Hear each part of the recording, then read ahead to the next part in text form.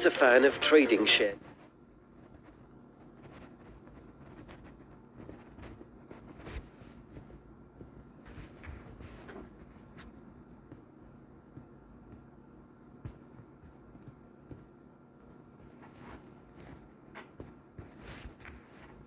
FDs.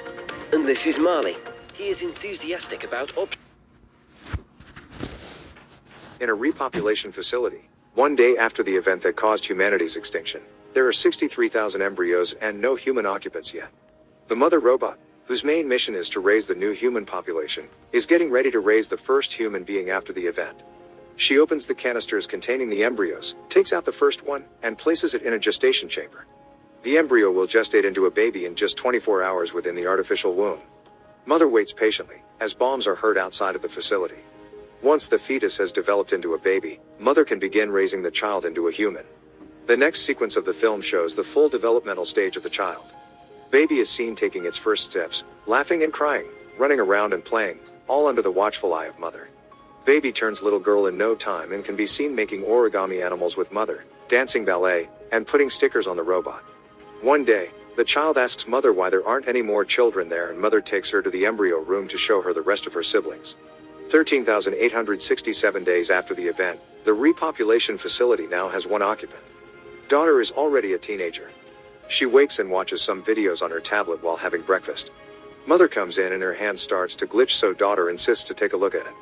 Daughter fixes mother's glitching hand without a problem. Later, daughter gets a little carried away in her ballet practice and is late for her ethics class with mother. The robot asks her to solve a difficult hypothetical situation, but the girl is distracted by her thoughts. When she eventually has a discussion with mother on the subject, it becomes apparent that mother's main focus in her education is the concept of humanity and survival. Mother is worried about the way she answers this particular question because daughter has an important exam coming up soon that would reveal the efficacy of her upbringing. That night, daughter has some difficulty sleeping, so she watches some videos until there is a power outage in the facility. She goes looking for mother, but soon realizes that she's out of power too. Then, daughter finds a broken power line and hears a mouse running around. She sets a trap and manages to fix the problem with the power. While she waits for the power to fully come back, daughter catches the mouse. As soon as the power comes on, so does mother. She finds daughter and the girl shows her the mouse. The little critter worries mother because it might mean that there is a breach in the airlock of the facility. That would mean the contagion from the air outside might leak inside, and the mouse might be a carrier too. Despite daughter's protest, mother incinerates the mouse, explaining how dangerous contamination of the facility might be, not just to her, but the embryos as well. Mother also decontaminates the airlock and quarantines the area. A few days later, they celebrate daughter's birthday and mother gives her a gift. During daughter's birthday dinner, she asks mother if there is a possibility that she is wrong about the habitability of the planet. The robot simply reminds her that she hasn't been wrong about anything so far. The same night, daughter hears something coming from the direction of the airlock. She goes to check, and when she doesn't see anything through the first hatch, daughter puts on a protective suit. She hears something outside again and, despite her better judgment, takes off the mask and opens the first hatch. Daughter gets close to the other hatch when she hears a woman screaming for help, saying she's been shot. Daughter quickly gets another suit, places it in the airlock, and when she's safely out, she opens it. Suddenly, an alarm goes off, waking mother as well. The woman enters the airlock and daughter tells her to put on the suit, then the woman begs her not to tell mother. Daughter agrees, and when the robot arrives she says that she opened the hatch for just a second. Mother scolds her and, as a form of punishment, decides to give her the important exam at that instant. In the next shot, both are at the classroom and mother is giving daughter the exam, with an hour to complete it, while she tends to other things. As soon as mother leaves, daughter goes back to the airlock, finding the woman unconscious. She shuffles through her bag, finds a gun which she tucks away, and wakes her up. Daughter tells her that she'll give her all the medicine she needs, but that they can't stay there. The woman sees the water and goes to take off her mask, telling daughter that she's been lied to about the contagion. Daughter manages to hide her away in another part of the facility, before mother returns to the airlock, and leaves the woman there to get the medicine. While takes out the rest of the suit and sees mother burning the mask in the incinerator, freaking out and searching for her gun. When daughter comes back, the woman sneaks up on her and asks for her gun, telling her about the droid she saw. Daughter says that it's mother, but the woman tells her that droids like her mother were the ones to hurt her. Meanwhile, mother notices that daughter isn't taking her exam and comes looking for her. The woman hears her coming, grabs the gun, and when daughter screams for the robot, she grabs her too. Mother sprints toward them, and as soon as she enters the room, the woman shoots her. before she can do any serious damage. However, mother gets to her and incapacitates her instantly. Daughter begs her not to kill the woman and tells her that she needs their help because she's hurt. Mother doesn't have a problem helping the woman, but she does have a problem with daughter lying to her. They take her to the infirmary, but mother makes daughter wait outside. Because daughter can't hear anything from the infirmary, mother is free to interrogate the woman freely while she treats her. The woman refuses the penicillin for her wound, as mother keeps conversing. She says the contagion story was a necessary lie to guard daughter against certain things. Mother tells the woman that her primary objective is to take care of humanity, but if she refuses treatment for her wound, mother can't do anything to make her take it. She leaves the infirmary with daughter running after her and asking about their conversation. Mother puts the gun away and explains her version of the story about the droids. She tells daughter why she needed to lie to her to protect her from the dangers outside of the facility. Furthermore, she says that the parameters that govern her are different than those of the droids outside. Daughter has a hard time processing the new information, but still believes mother, who tells her that if the woman would have shot her a few millimeters further, she would have destroyed her CPU. As mother tends to daughter's hand wound, she asks her if the woman mentioned any other survivors which they can help as well with her cooperation. Daughter thinks that the woman might listen to her more than she would mother. Later, she goes through her bag, and among a bunch of trinkets, she finds a book with portraits drawn in it. Daughter flips through the portrait book and finds one particularly interesting. She goes to the infirmary to talk to the woman and asks her about the people. The woman's suspicion of mother can be felt in her conversation with daughter too, thinking that it told her to go through her stuff and question her. She's not wrong, mother did manipulate the girl into doing that. Actually, daughter was just curious about the woman to be susceptible to that manipulation. Daughter stands her ground defending mother, when the woman tells her about all the horrible things that the droids have done. After the talk with the woman, daughter finds mother repairing herself. She apologizes to her for letting the woman in without thinking of the consequences. As always, mother is full of understanding and allows her to ask all the questions about the similarities between her and the other droids.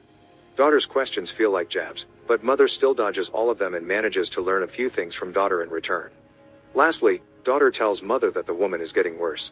They both go to see her and mother tells the woman that she waited too long to take the penicillin, so now she would need to get surgery, or otherwise, her infection will get worse. The woman refuses to let mother touch her and daughter volunteers to perform the surgery instead. Next, daughter can be seen checking the wound and telling mother where the bullet is lodged in the woman's body. She thinks that the best way to pull the bullet out would be to drill in it and take it out that way. However, the woman refuses anesthesia, which would make it insanely painful for her. She can barely even make it through daughter cleaning her wound. The woman turns her head as daughter goes in with the drill, subsequently calmly performing the procedure and taking out the bullet. After that, she loses her nerve and vomits. Later, daughter waits for the woman to wake up because she passed out from the pain. When she does, daughter explains that her 4 is a saline solution and calms her a little. She gives the woman some food which she practically devours, and then thanks to the girl for what she did for her. They continue to talk and bond, as mother observes them from afar. The next day, daughter is still in the infirmary next to the woman. The woman is looking through the portraits and daughter sees it as an opportunity to tell her that they can house the survivors in the facility if she shares with them where they are. She trusts the girl, but not the droid, and tells her that whatever she shares about the people, daughter must keep a secret. When the girl agrees, the woman tells her about the camp in the mines where she spent most of her life. Then she tells her that she got to the facility escaping from the droids that killed her stepbrother. She shows daughter his and his wife's portraits in her book and tells her that his parents raised her as their own when she was orphaned.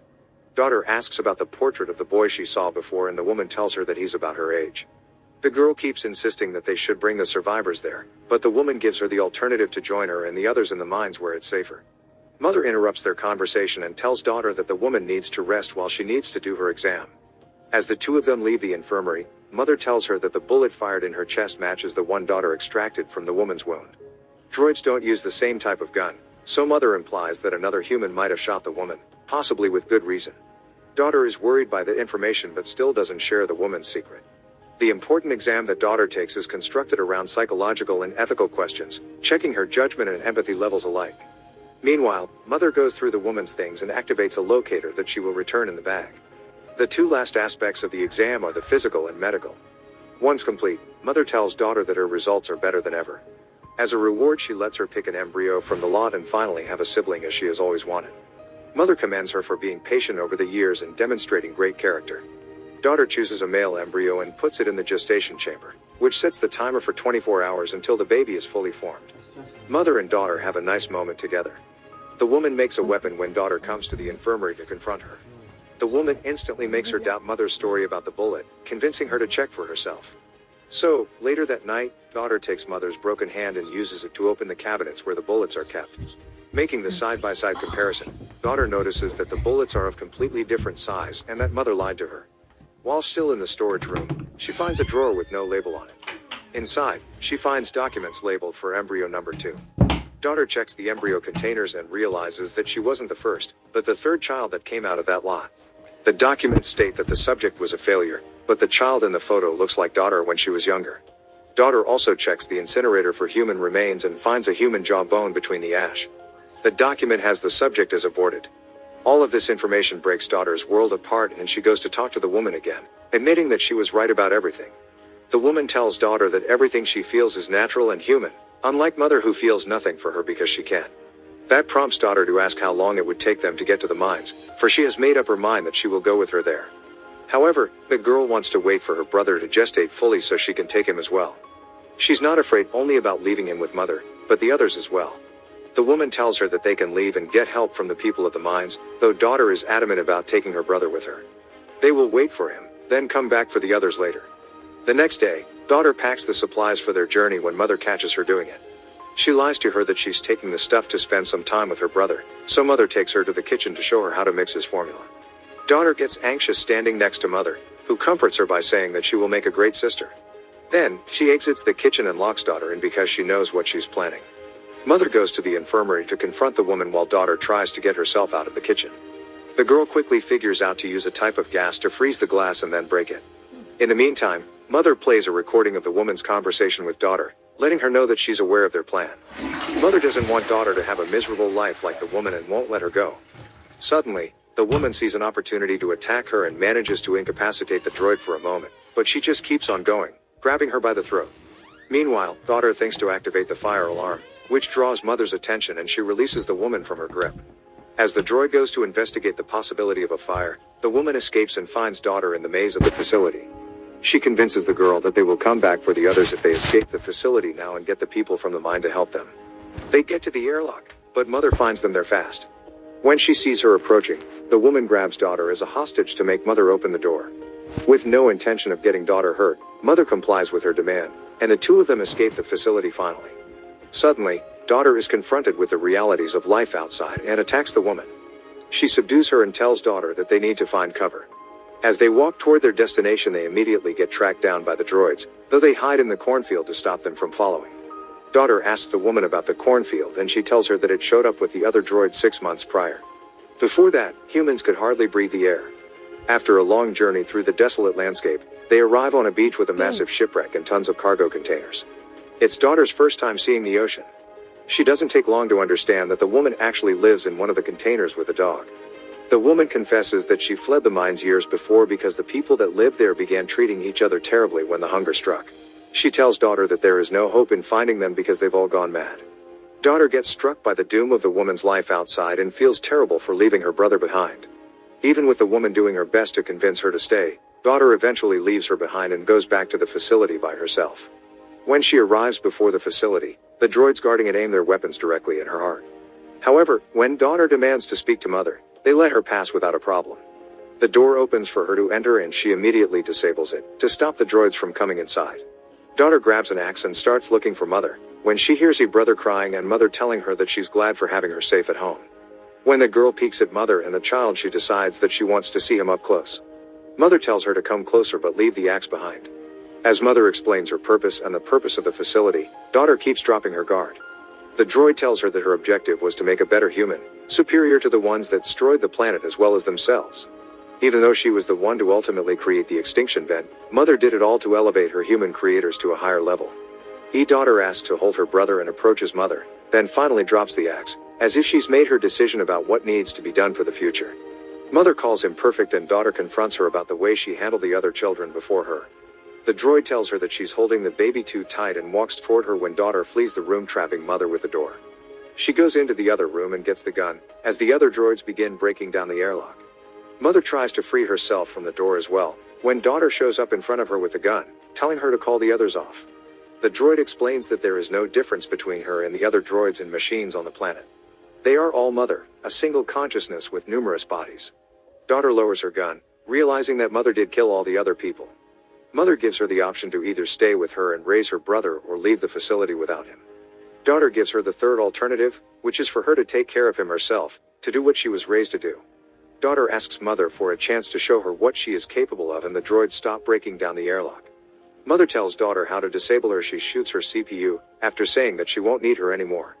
Daughter breaks down and cries, carrying the whole of humanity on her back. Simultaneously, the woman finds the tracker in her bag, and mother shows up at her home in the body of one of her droids. She tells the woman that she has fulfilled her purpose, implying that she was one of the babies born before daughter. In the last moment of the film, daughter is seen singing to her brother and then checking on the rest of her siblings in the embryo room. Make sure to subscribe and turn on notifications so you can watch more videos like this. Thanks for watching.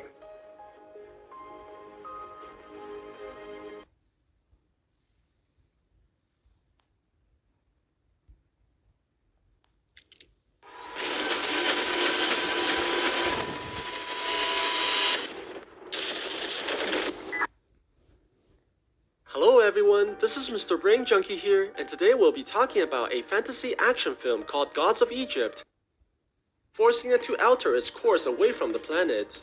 Called Apophis, who desires to consume all creations. The elder deity fires numerous attacks at the large monster, forcing it to alter its course away from the planet. Ra returns to his grandson and reveals that he knows exactly why Horus has come, but refuses to be personally involved in their conflicts. He views all lives to be equal since they're all his creations, but he allows Horus to take the magical water from the ship that's capable of quenching Set's power from inside the pyramid. The two flies back to Earth and crash lands on the ground, but before they can recover, they're quickly attacked by Set's minions on the waterfall. Horus is able to fight them easily even without the access to his full power, and begins killing them one by one using his spear. However, one of the scouts was able to survive the attack and goes back to his master. He tells the deity about their enemy's location and also that Horus has promised the mortal to revive the woman, which seems to amuse the god as he knows that this is not possible. Set tells the lieutenants in his army to go after his nephew this time and orders them to kill the mortal as well. At the same time, Hathor is secretly watching over her lover and sees that Horus is no longer in his father's temple, but her disloyalty is found out by Set, who spies on her from behind. He rushes in to kill her for the betrayal, but Hathor takes off her bracelet and is quickly taken away by numerous demons. She reappears away from danger after putting on the bracelet and begins to look for Horus, knowing that he's the only ally that she has left. Meanwhile, Beck notices a sandstorm coming from behind, which turns out to be Set's hunters riding on top of their gigantic serpents. The two begins running away immediately as Horus doesn't have enough power to fight off their pursuers. The giant snakes chase after them, destroying everything behind, while the two desperately run for their lives. The monsters begin closing in as they spit fire towards the main characters, forcing them to hide behind the statue and crawl inside the trenches. Horus tries attacking the black serpent using his spear and manages to trap the monster temporarily by piercing its jaw, but the hunter attacks him furiously, causing him to retreat into the channels. The deity realizes that they can't hide forever and tells Spec to lure one of the snakes away while he strikes from behind. The man runs towards the temple and catches the hunter's attention, causing the white snake to chase closely behind while spitting fire. Horus is able to catch up to the monster and climbs onto its back, ambushing the hunter by tying her to the beast. The snake charges towards the cliff and falls from the height, while Horus manages to barely escape. The two runs away from the collapsing building just in time, but only to see that Hathor has found their location. The woman walks towards the giant snake without fear as the hunter orders the monster to burn her. Surprisingly, the creature refuses to listen as it becomes hypnotized by the goddess. Hathor commands the monster to burn himself, and the creature begins spitting fire on his body, killing his master as well. Horus reveals to Hathor that he plans to enter Set's pyramid and destroy his power by quenching the desert's fire. The goddess tells him that the plan won't work as the evil deity has placed the Sphinx inside the building to fight against the invaders. The only way to pass without dying is to answer the creature's riddle, which Horus realizes that only Thoth, the god of wisdom, is able to do. They venture through the forest and eventually arrive inside the roots of a giant tree where they see numerous clones of the deity working all together. Horus wants the god of wisdom to help them defeat the Sphinx, but the deity refuses, claiming that his work is far more important than solving some riddle. However, Beck begins using the god's vanity against him by claiming that he's too afraid of getting the answer wrong. Not willing to risk losing his ego, the deity agrees to accept the challenge, while Horus compliments Beck for his quick thinking. The group goes through the desert and arrives in front of a pyramid where all the stones are shifting at the same time. Luckily, Beck is able to remember the blueprints from the library and chooses the right opening, entering into the magical building. He quickly runs towards the center while the sands continue to move under his feet, and the man is able to stop the chaos by turning the wheel. They venture deeper into the structure and reach a tunnel, where a giant monster begins forming from the ground. The creature tests the group by asking a complicated riddle, but the god of wisdom is able to answer immediately. However, it turns out that his response was incorrect, which causes the Sphinx to become hostile, knocking Horus to the walls. The deity tries to answer multiple times while the creature becomes more aggressive, but he eventually lands the correct response and forces the monster to retreat. They approach the well to the center of the earth, planning to temper Set's power using the magical water, but are quickly pinned down by a trap that separates the team. Set appears from behind and takes the brain from the god of wisdom while everyone watches hopelessly. Beck tries to pour the water into the well, but the deity stops him, telling the man that Horus has lied to him about bringing Zaya back, as no one has the power to do something like that. Beck hesitates after realizing he was betrayed, and the deity takes the water from the man, pouring it to the ground. Set laughs at their futile efforts and walks away, sending the entire building crashing down towards them. Luckily, Horus is able to break free in the last moment and protects everyone from the falling debris. They were all able to survive, but the mortal becomes extremely angry at Horus for deceiving him using false promises. Hathor sees this and tries to make amends by taking off her bracelet and giving it to Beck so that he may have a treasure for Zaya to pass through the gates of the afterlife. Horus tries to stop his lover, but she gives him a final kiss and gets taken by the demons. Seeing Hathor sacrificing herself, Horus laments on the ground, but eventually gives the bracelet to Beck so that he may save his girlfriend's soul. Before Zaya is judged at the final gates, Beck appears just in time and reunites with his lover, planning to save her from being destroyed forever. At the same time, Set combines all the powers he took from the other gods onto himself, giving him wings and making him nearly indestructible. The deity goes to his grandfather and reveals his plan to the old man. Set desires to become immortal, and the only way to accomplish that is to destroy the afterlife itself by making Apophis devour the entire realm.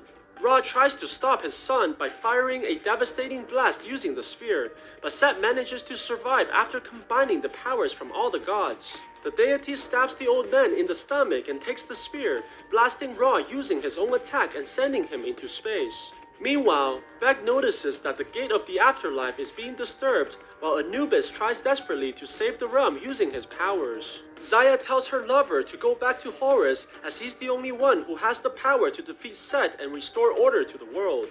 The young man reappears near the deity, and the two decide that they must go to Set before everything is destroyed.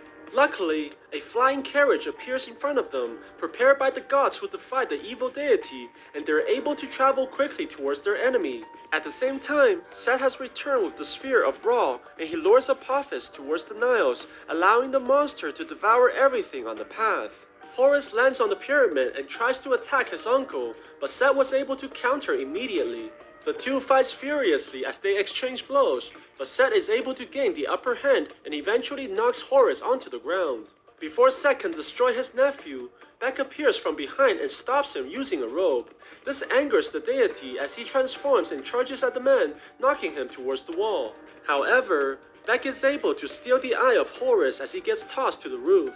The man throws the item towards Horus so that he may regain his power, but begins falling at the same time. The deity sees this and chooses to save his friend, as they both fall from the towering building towards the ground. Surprisingly, Horus manages to transform at the last moment and catches the man before he falls to his death. Beck is amazed that the deity regained his power without the eye, but Horus realized that he wasn't weak because of the missing eye, but rather his heart was never in the right place. Horus transforms and flies towards Set, and the gods begin fighting furiously in the air. Set tries to attack Horus using the spear, but fails to land any hits on his nephew. The two enters the towering building, causing immense damage on the structure. Horus manages to ambush the enemy from behind, knocking Set towards the walls and eventually breaking off his wings, causing him to drop towards the ground as the building collapses from above.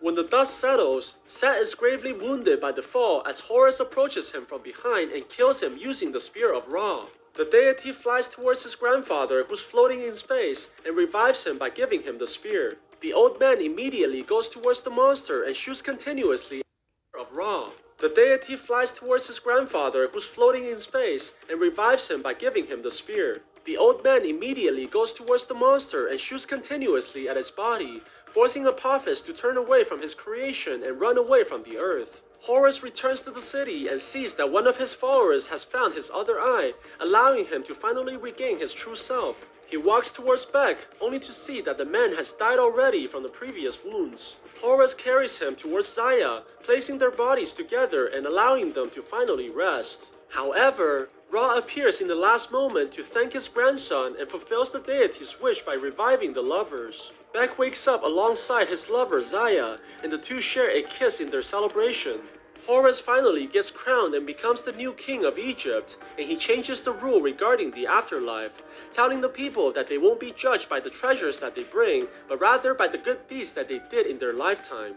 After the coronation, Beck gives Horus the bracelet from Hathor, and the deity quickly transforms and flies off, rushing to save his lover and be united with her at last. So what do you guys think about this movie? Let me know in the comments below. And if you like my video, please press like. Chromebook start fast and stay fast over time. Switch to Chromebook. Did you know there is an app where you can buy pretty much anything in your city? You can even buy your own road, your own house, your local... Hi, Mystery Recapped here. Today, I'm going to explain a steampunk film called Mortal Engines. Spoilers ahead. Watch out, and take care. And has ever faced in history, called the 60 Minutes War. A war that only lasted for 60 minutes, but shattered the Earth's crust into 1,000 pieces that rearranged the former continents. The few remaining humans formed mobile cities called traction cities, the cities which can move on wheels when needed. As several such cities were established, a system called municipal Darwinism came into order. According to municipal Darwinism, the larger cities, called the predators, could hunt the smaller ones and take over their resources for survival. At the beginning of the movie, a girl hiding her face under a scarf is overlooking the mountains using her telescope. She sees the massive city of London approaching her way and runs back to her town called Salzhaken. Salzhaken is being attacked by the larger predator city, London. As the officials find out about London approaching them, everyone in the town gets to work.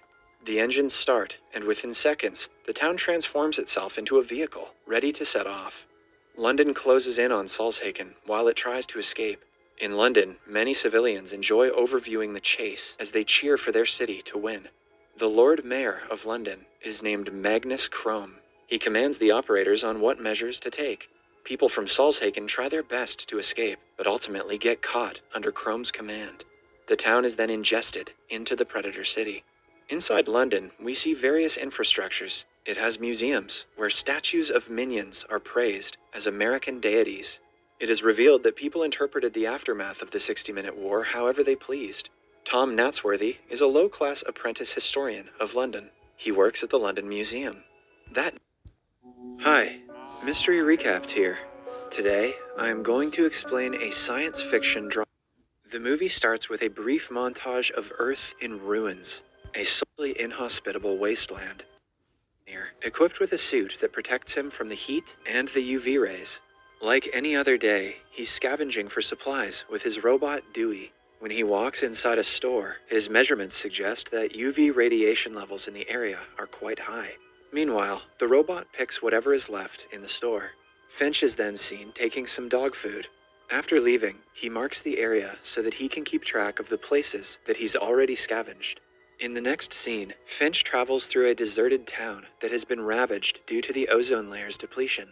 The UV rays make it impossible for people to go outside. Hence, the majority of the city has been evacuated. Suddenly, Finch's suit emits a warning that a storm is approaching.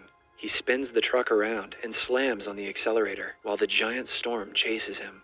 Luckily, he manages to reach his underground laboratory, which was formerly owned by the firm for which he worked before the catastrophe hit. Later, we get to know that Finch is dying from tuberculosis. His dog and pal, Goodyear, is waiting for him at his big house. He hugs and kisses the dog, then prepares the food he found earlier. While Goodyear eats, Finch merely sips on a drink as the supplies are running out. Later, with the help of an AI, Finch uploads basic instructions on his new project, like how to care for a dog, how to do household chores, and so on. Since Finch loves Goodyear more than anything, he is working on creating a highly specialized robot to care for him after his death. This is sad, but it's also the first movie ever made where it's not the dog who's going to die. Finch has been conducting a lot of studies on UV rays and radiation exposure. Later, he removes Dewey's eyes and attaches them to his new robot. After turning the robot on, he starts transmitting data to it. After a lot of failed attempts to communicate, the robot finally nods its head, symbolizing that he is understanding what Finch is trying to convey. Finch is overjoyed by the reaction from the robot, and the fact that he's made it one step further.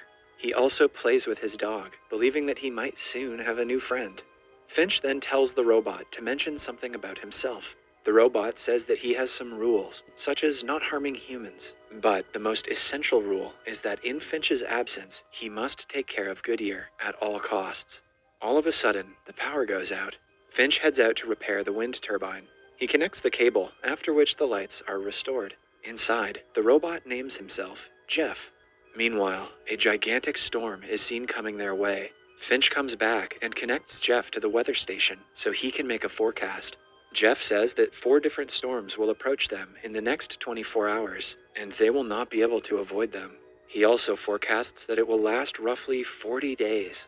Hearing this, Finch believes that they have to leave the place soon. He also presumes San Francisco is their best option. Finch then starts to build the robot's full body. After finishing it, Finch increases the robot's transfer rate and starts teaching him how to walk. Following a bit of practice, Jeff successfully starts walking. While Finch is happy with the progress, Goodyear dislikes the robot and doesn't trust him at all. As the storm gets nearer, Finch starts packing all the essentials and also unplugs Jeff's data transfer at only 72%. Because of this, Jeff is not fully developed and hence acts like a child. Finch calls Dewey to join them, but forgets that he has removed his eyes. Hence, he attaches a camera so that he can finally see again. The 4 then climb into an RV and start making their way towards San Francisco. At the start of the ride, Jeff is extremely curious as he tries to learn everything that Finch does. For the time being, the group has successfully managed to evade the storm. They then stop by a deserted town. Finch wears the UV protection suit and calls Jeff to join him outside. He then starts teaching Jeff basic instructions on how to scavenge and also about the hazards of the sun. The duo also has a moment of fun when they pop some popcorn out in the sun. Yes, that's how bad the sun has become. The fun, however, soon fades away when Finch notices the storm approaching them. He gathers everyone and tries to outrun the storm, but it eventually catches up to them. Finch rushes outside with Jeff and orders him to help tie the RV with wires. After Finch gets tired, Jeff takes charge and successfully completes the task. Finch then gets inside the RV and secures it. Soon, the massive tornado hits, and all the wires begin to snap one after another until only one is remaining. Luckily, the storm passes, and everyone is fine. Finch appreciates Jeff's good work, but is disappointed to learn that the front tire of the vehicle is damaged.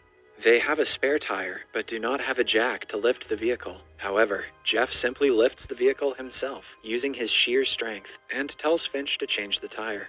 The next morning, Jeff attempts to communicate with Goodyear, saying that he is trying to learn the dog's language. But Finch wakes up and makes him understand that it will take some time for him and Goodyear to be on good terms. Later that day, a board points out that San Francisco is 1,522 miles away. Finch is stumped when Jeff asks him to explain the notion of trust, so he just shares his own life story. He mentions how he alone solved a software problem during a project, but gave credit to the whole team. In this way, he was able to win their trust. As he tells the story, Finch's health continues to deteriorate.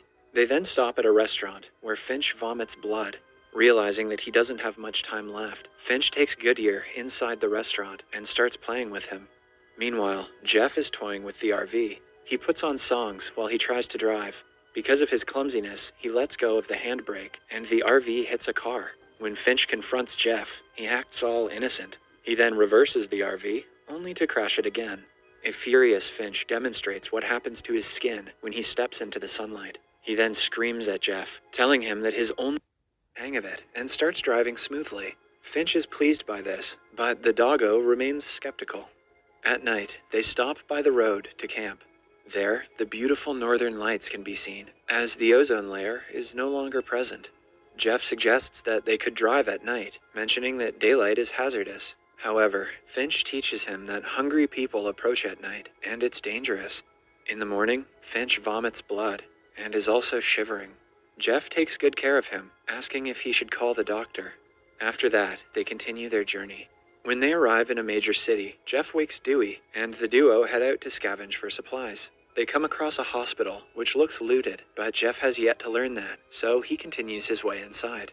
When Finch wakes up, he discovers that both the robots are missing. He knows that trouble lies ahead, so despite being extremely weak, he suits up and saves himself.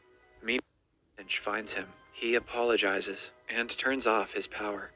Dewey wasn't the favorite anyway. Soon, Finch hears a rumbling sound and finds Jeff as well. Finch stresses that they cannot stay in the place any longer, as it is off the headlights as Finch grabs the wheel and steers it off the road. Crashes, and the RV stops for a moment, and then drives away. Once he's confident that the people have gone, Finch rushes outside and discovers that all of their solar panels have been damaged. He blames himself for his poor judgment, and also mentions that he cannot repair it. Jeff assures him that he can take them to San Francisco, but Finch snaps at him to stop talking. A furious Finch then returns to the vehicle, while Jeff stands outside in the rain. After a little snooping, Jeff comes inside and tells Finch that he thinks they'll make it to the Golden Gate Bridge in San Francisco. Meanwhile, Finch shares another story, and relates why he doesn't trust people, and how he discovered Goodyear in a bag. He mentions that Goodyear was terrified and alone, and how he promised to protect him at any cost. Finch adds that hunger can turn any good human being into a killer, but it turned Finch into a coward, as he kept hiding while some young boys killed a young girl and her mother in a supermarket. The next morning, another road sign points out that it is 480 miles to San Francisco.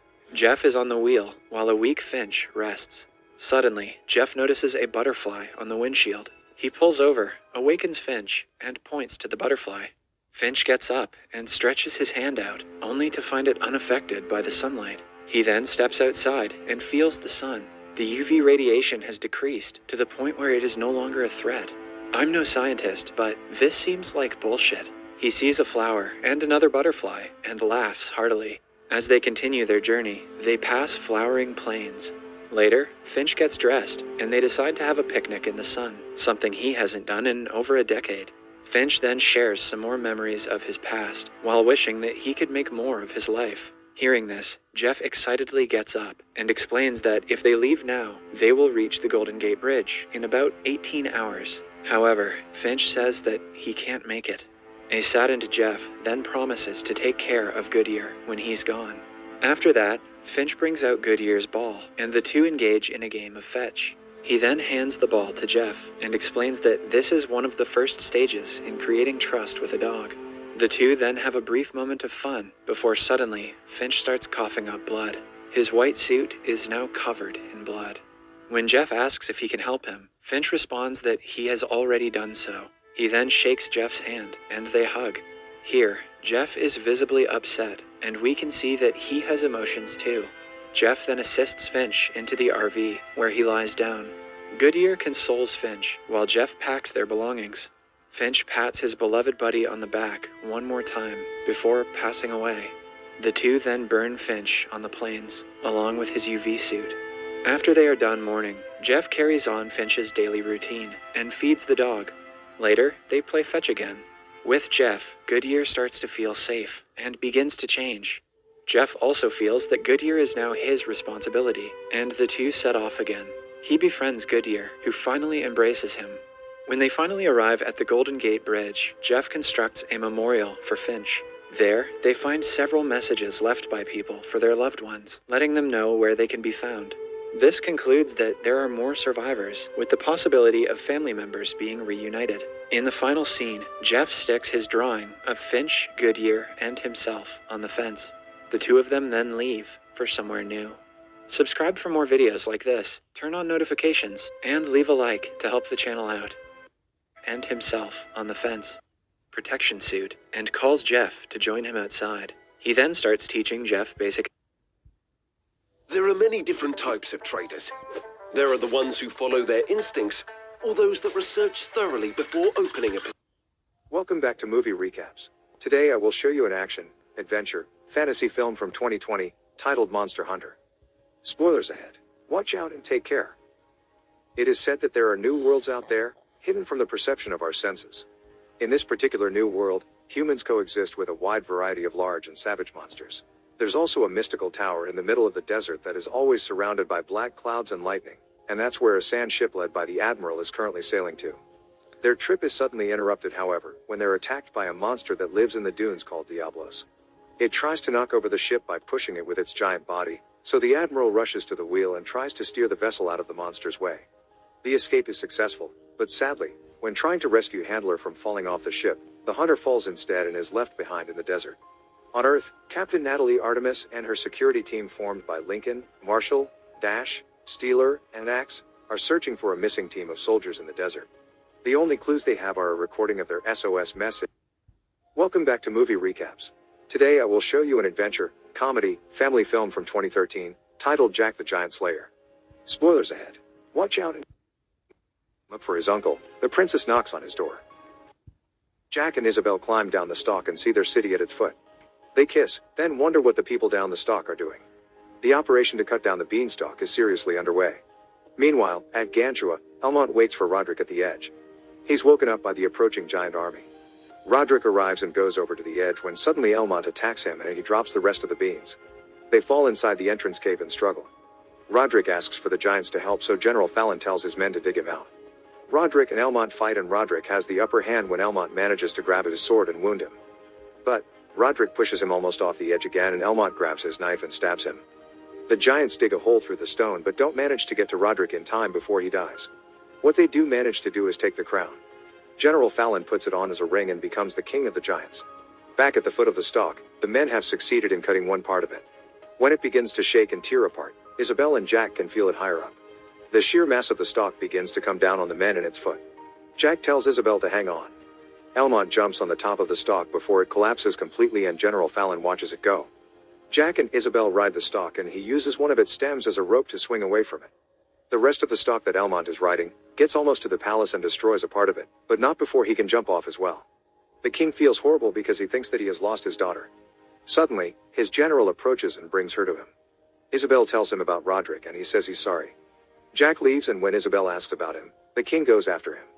He rewards Jack, saying that as a father he can't reward him enough. Isabel comes out wearing armor and as they say goodbye he gives her the book to remember him. She rides with her father to the palace, then rides to inform the king. Moments later, the giants arrive. Jack tells a monk to ring the alarm and as he approaches the king and Isabel, telling them about the giants, they see the giants behind him. Everyone hurries back toward the city, with the giants catching up and killing the king's men. General Fallon goes after the king, but they are slowed down by the first beanstalk. Elmont gets the army in the city ready, from the archers to the hot oil. The giants are right on Jack's tail, as Elmont waits for them to arrive in the city to light up the oil. The king enters the city and he rises the drawbridge before Jack gets on it. He jumps on, but so does General Fallon. Elmont pushes him off the bridge and he burns in the oil. The other giants prepare to get into the city, but Fallon survives under the water. Money. It never comes easy. But now it could. But Fallon survives under the water. Elmont reunites with Jack and Isabel. He tells the king that the giants have the crown and they suddenly throw a bell into the city, then latch onto the drawbridge with hooks. The king tells Isabel to go to his chambers and light a beacon to warn the other kingdoms. He tells Jack to look after her. Elmont and the rest manage to hold the drawbridge. Isabel leads Jack through a shortcut via the royal catacombs and they pass King Eric's grave. They get to the royal chamber when they hear something under the floor. General Fallon pushes through it and they run. The army keeps trying to hold the giants off, but they just keep decimating their ranks. They throw inflamed threes into the city. The humans fire at the giants with spears and finally make some progress in the fight, but the giants just fight back and destroy their weapons. Fallon can smell the princess, as she and Jack hide in the king's robe. He finds them and they run away going up a tight staircase. Fallon breaks through a wall to get to them and grabs Isabel, then grabs Jack as well when he tries to kill him. As the giant is about to swallow Jack whole, he takes out the remaining magic bean and throws it in his mouth. The bean begins to sprout in his stomach and comes out of him, killing him and destroying the palace. As pieces of the giant fall around Jack and Isabel, his hand with the crown falls next to Jack. Meanwhile, the rest of the giants pull the drawbridge back down, so the humans shut the doors to the city. The men get ready for the arrival of the giants and wait as they break through. Suddenly, they see the beanstalk taking apart the palace and the giants drop their weapons, then kneel in front of the human army. Jack appears wearing the crown and Isabel takes his hand. Much later, Jack is reading the ending of the story to his children, where the giants were made to get back on their land and the princess wed her farm boy prince. The kids ask about the crown, worried that the giants will come back, but he tells them that it's in a safe place as Isabel joins them. Jack tells them the story of the giants again, as the reconstruction of the crown is seen, becoming what the imperial state crown looks like today. The crown is seen in the present day, as a guide tells some students about it. The safe place in which it is held is in Westminster Abbey in London. Make sure to subscribe and turn on notifications so you can watch more videos like this. Thanks for watching. Welcome back to Movie Recaps. Today I will show you an adventure. Then he pushes the window, which in turn pushes Sophie onto the pan he's holding. He goes back to the table and after leaving the pan on it, he keeps on chopping the vegetable. Sophie asks him where they are. He replies it's giant country, which Sophie points out doesn't exist. Suddenly, a nose from outside freaks her out. The giant looks through the window and confirms it's the other giants, who all have names like Child Chewer and Maid Masher. Scared, Sophie begs him not to eat her, but the giant laughs at the idea of him eating humans. His way of talking's got grammar mistakes and weird sounding words.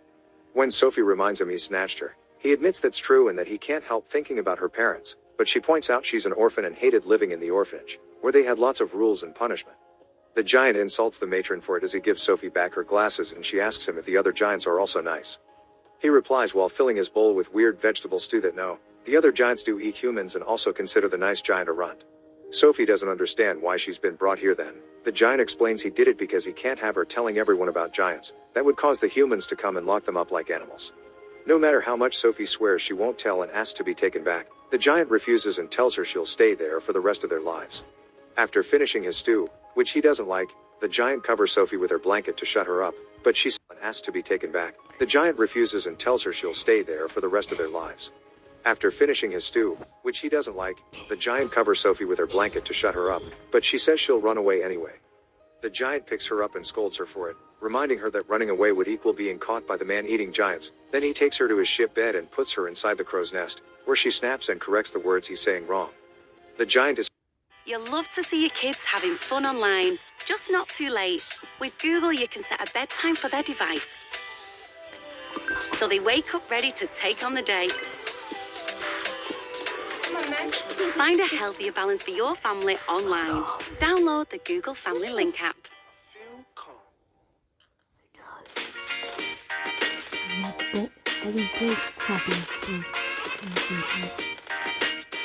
The giant is hurt by this, saying he can't help the way he speaks, so Sophie apologizes. She watches him pick up his bag and take out a glowing jar. He explains there are dreams inside. When she mentions she doesn't dream because she has insomnia, he picks up her book and starts reading it to her, making her fall asleep. Now she can't see him anymore. The giant grabs his bag and goes to the back of the cave, where he pulls a lever that opens a hidden door behind a waterfall. Behind the door there's his lab, filled with thousands of jars with dreams. The giant sits at his desk and starts mixing dream ingredients to make a nightmare for Sophie. A few hours later, Sophie wakes up and sees the giant sleeping on the ship bed. She decides to use this chance to escape. She pushes the rocking ship mast through the window and jumps off, making it outside. She doesn't go very far though when a giant wakes up and snatches her. The gentle giant sees this but ignores her pleas of help, so Sophie is eaten by the bad giant. This turns out to be the nightmare the giant made for her, Sophie discovers as she wakes up for real in the morning. As he takes her from the bed to the table, the giant explains he did what he had to do to keep her safe. He sits down to have breakfast, and Sophie notices a bottle with a liquid that fizzes down instead of up. The giant tells him it's Frobscottle, the only thing giants drink, and takes a sip, which causes him to pass some gas. They're suddenly interrupted by the leader of the man-eating giants, Flesh Lumpeter, who wants the gentle giant to heal his boo-boo. While Sophie hides behind the objects on the table, the gentle giant tells him they can do it later, but Flesh Lumpeter demands it happen right now. The gentle giant grabs a bucket of water, which scares Flesh Lumpeter, and some cloth that he uses to start taking care of the wound. While he's busy with that, Flesh Lump Eater sniffs the air and asks the giant if he's acquired a new human, because he can smell one. The giant denies it as Sophie hides inside the weird vegetable, a snozzgumber, but Flesh Lump Eater says he's hungry and keeps searching. He finds the snozzgumber and then the giant encourages him to eat it as a distraction. Flesh Lump Eater is about to bite it when the giant notices Sophie is hiding inside, so he stops him by reminding him he hates vegetables. This makes Flesh Lump Eater drop the snozzgumber, so he grabs the bottle of Frobscottle instead and leaves after telling the gentle giant that he's an insult to giant people. The giant puts the snozzgumber back on the table, allowing Sophie to come out all dirty. He offers her his hand to ride, which she climbs after some hesitation. She's taken to the Dream Lab, where the giant has a water tank that he opens for her to wash, then she's put in front of the boiler, which she finds too hot. After putting her on the table, the giant gives her a box of human clothes, so she changes under a sheet while the giant puts her things in a hole on the tree for her to sleep in. When he turns around, Sophie is wearing a dress and a jacket that makes him look gloomy. He picks her up and takes her to the tree hole since he needs to leave for work. When Sophie asks what his job is, the giant says it's a secret, but admits it's about catching dreams when Sophie points out she can't tell anybody. Sophie wants to go with him but the giant refuses.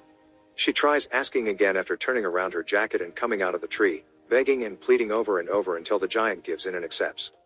With Sophie riding his shoulder, the giant leaves the cave and shows her how the other giants sleep on the field during the day. He carefully and silently sneaks around them to make it through the cliff, but Flesh Lump Eater suddenly wakes up and catches him by his leg. Sophie falls and runs to hide in a nearby car, dropping her blanket behind her, while the bad giants throw the gentle giant around as if he was a football. They get an idea for a game then. The giant that has Sophie's friend grabs a car and takes them to one side of the hill. Another giant picks up two other cars, including the one that has Sophie, and takes them to the other side. The gentle friend is put on top of the car and pushed downhill while at the same time, the other giant comes down from the other side standing on both cars. Seeing his crashing is imminent, Sophie grabs the steering wheel and pushes until she manages to turn the car, making the giant open his legs and hit his crotch against the gentle friend. The giants find all this very amusing, and they're ready to do more bullying when suddenly it starts raining. Since they're all afraid of water, they run to find cover while the gentle giant picks up Sophie and her glasses and gets away. Meanwhile, the bad giants find Sophie's blanket and sniff it. They're sure there's a human around now. After a long walk, the giant crosses another thick accumulation of clouds and they make it to Dream Country, where it's already nighttime. The giant tells Sophie he can hear what the stars, animals and trees say to each other before putting her down on the ground. She walks towards a lake that reflects a giant tree with lights that don't appear on the actual tree.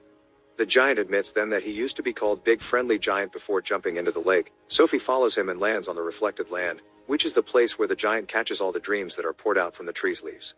There's a particularly energetic dream that the giant has trouble catching, so Sophie guides him through it. He manages to catch it when it's approaching the girl and, after putting it in a jar, the dream draws Sophie's face. The giant encourages Sophie to chase some dreams, which she does after a moment of hesitation. After running after some different lights, she catches a red one, which makes the giant quickly take it away from her hands and lock it in a jar for being a nightmare. He explains that it says look at what you has done and there be no forgiveness. The giant suddenly disappears then, so Sophie calls out for him, worried. But it turns out he's just left the lake, and he's now pulling her out as well. As they make their way back, Sophie decides she'll shorten his name and start calling him BFG.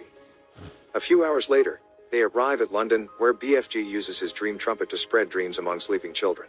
While working, he tells Sophie he's as old as Earth itself and that he can hear children's hearts, including hers. After watching a kid dream about the American president, they leave London, but suddenly have to stop and hide when they hear the man-eating giants return from the city as well. They have been snatching and eating humans. After they're gone, BFG asks Sophie about her blanket, and she says she left it on Giant Country, which worries BFG. We suddenly cut to a sleeping Sophie, who wakes up in front of the orphanage. She thinks she's dreaming, but she isn't. BFG appears at the end of the street and explains the other giants will know about her because she dropped her blanket, so he must leave her there. Sophie won't accept it, so BFG tells her about a boy that used to live with him and he couldn't save from the giant's hunger. This doesn't scare Sophie, but BFG leaves anyway. Sophie goes back to her bed in the orphanage and remembers BFG told her he can hear everything, so she goes out to the balcony and jumps, knowing he's still around. She's correct, BFG saves her before she reaches the ground and decides to take her with him. Flesh Lump Eater sees them when they make it back to Giant Country. Once inside the Dream Lab, they're trying to think of a plan when suddenly the bad giants barge in and start destroying everything as they hunt for Sophie, who is hiding in her tree hole. The giants' noses take them to her spot though, so she must leave the tree and sneak around the lab to escape them. After a failed attempt at entering BFG's bag, she enters a different tree hole, where she finds the previous boy's room filled with furniture and drawings. Flesh Lump Eater is about to find her there, so BFG finally gains some bravery and starts driving the giants off, first hitting them with a hot iron and afterward threatening them with a bucket of water. Meanwhile, Sophie finds a portrait of the queen in the tree hole, and that gives her an idea. She goes out and after telling BFG she thinks he speaks beautifully, she tells him she has a plan. They'll go ask the queen.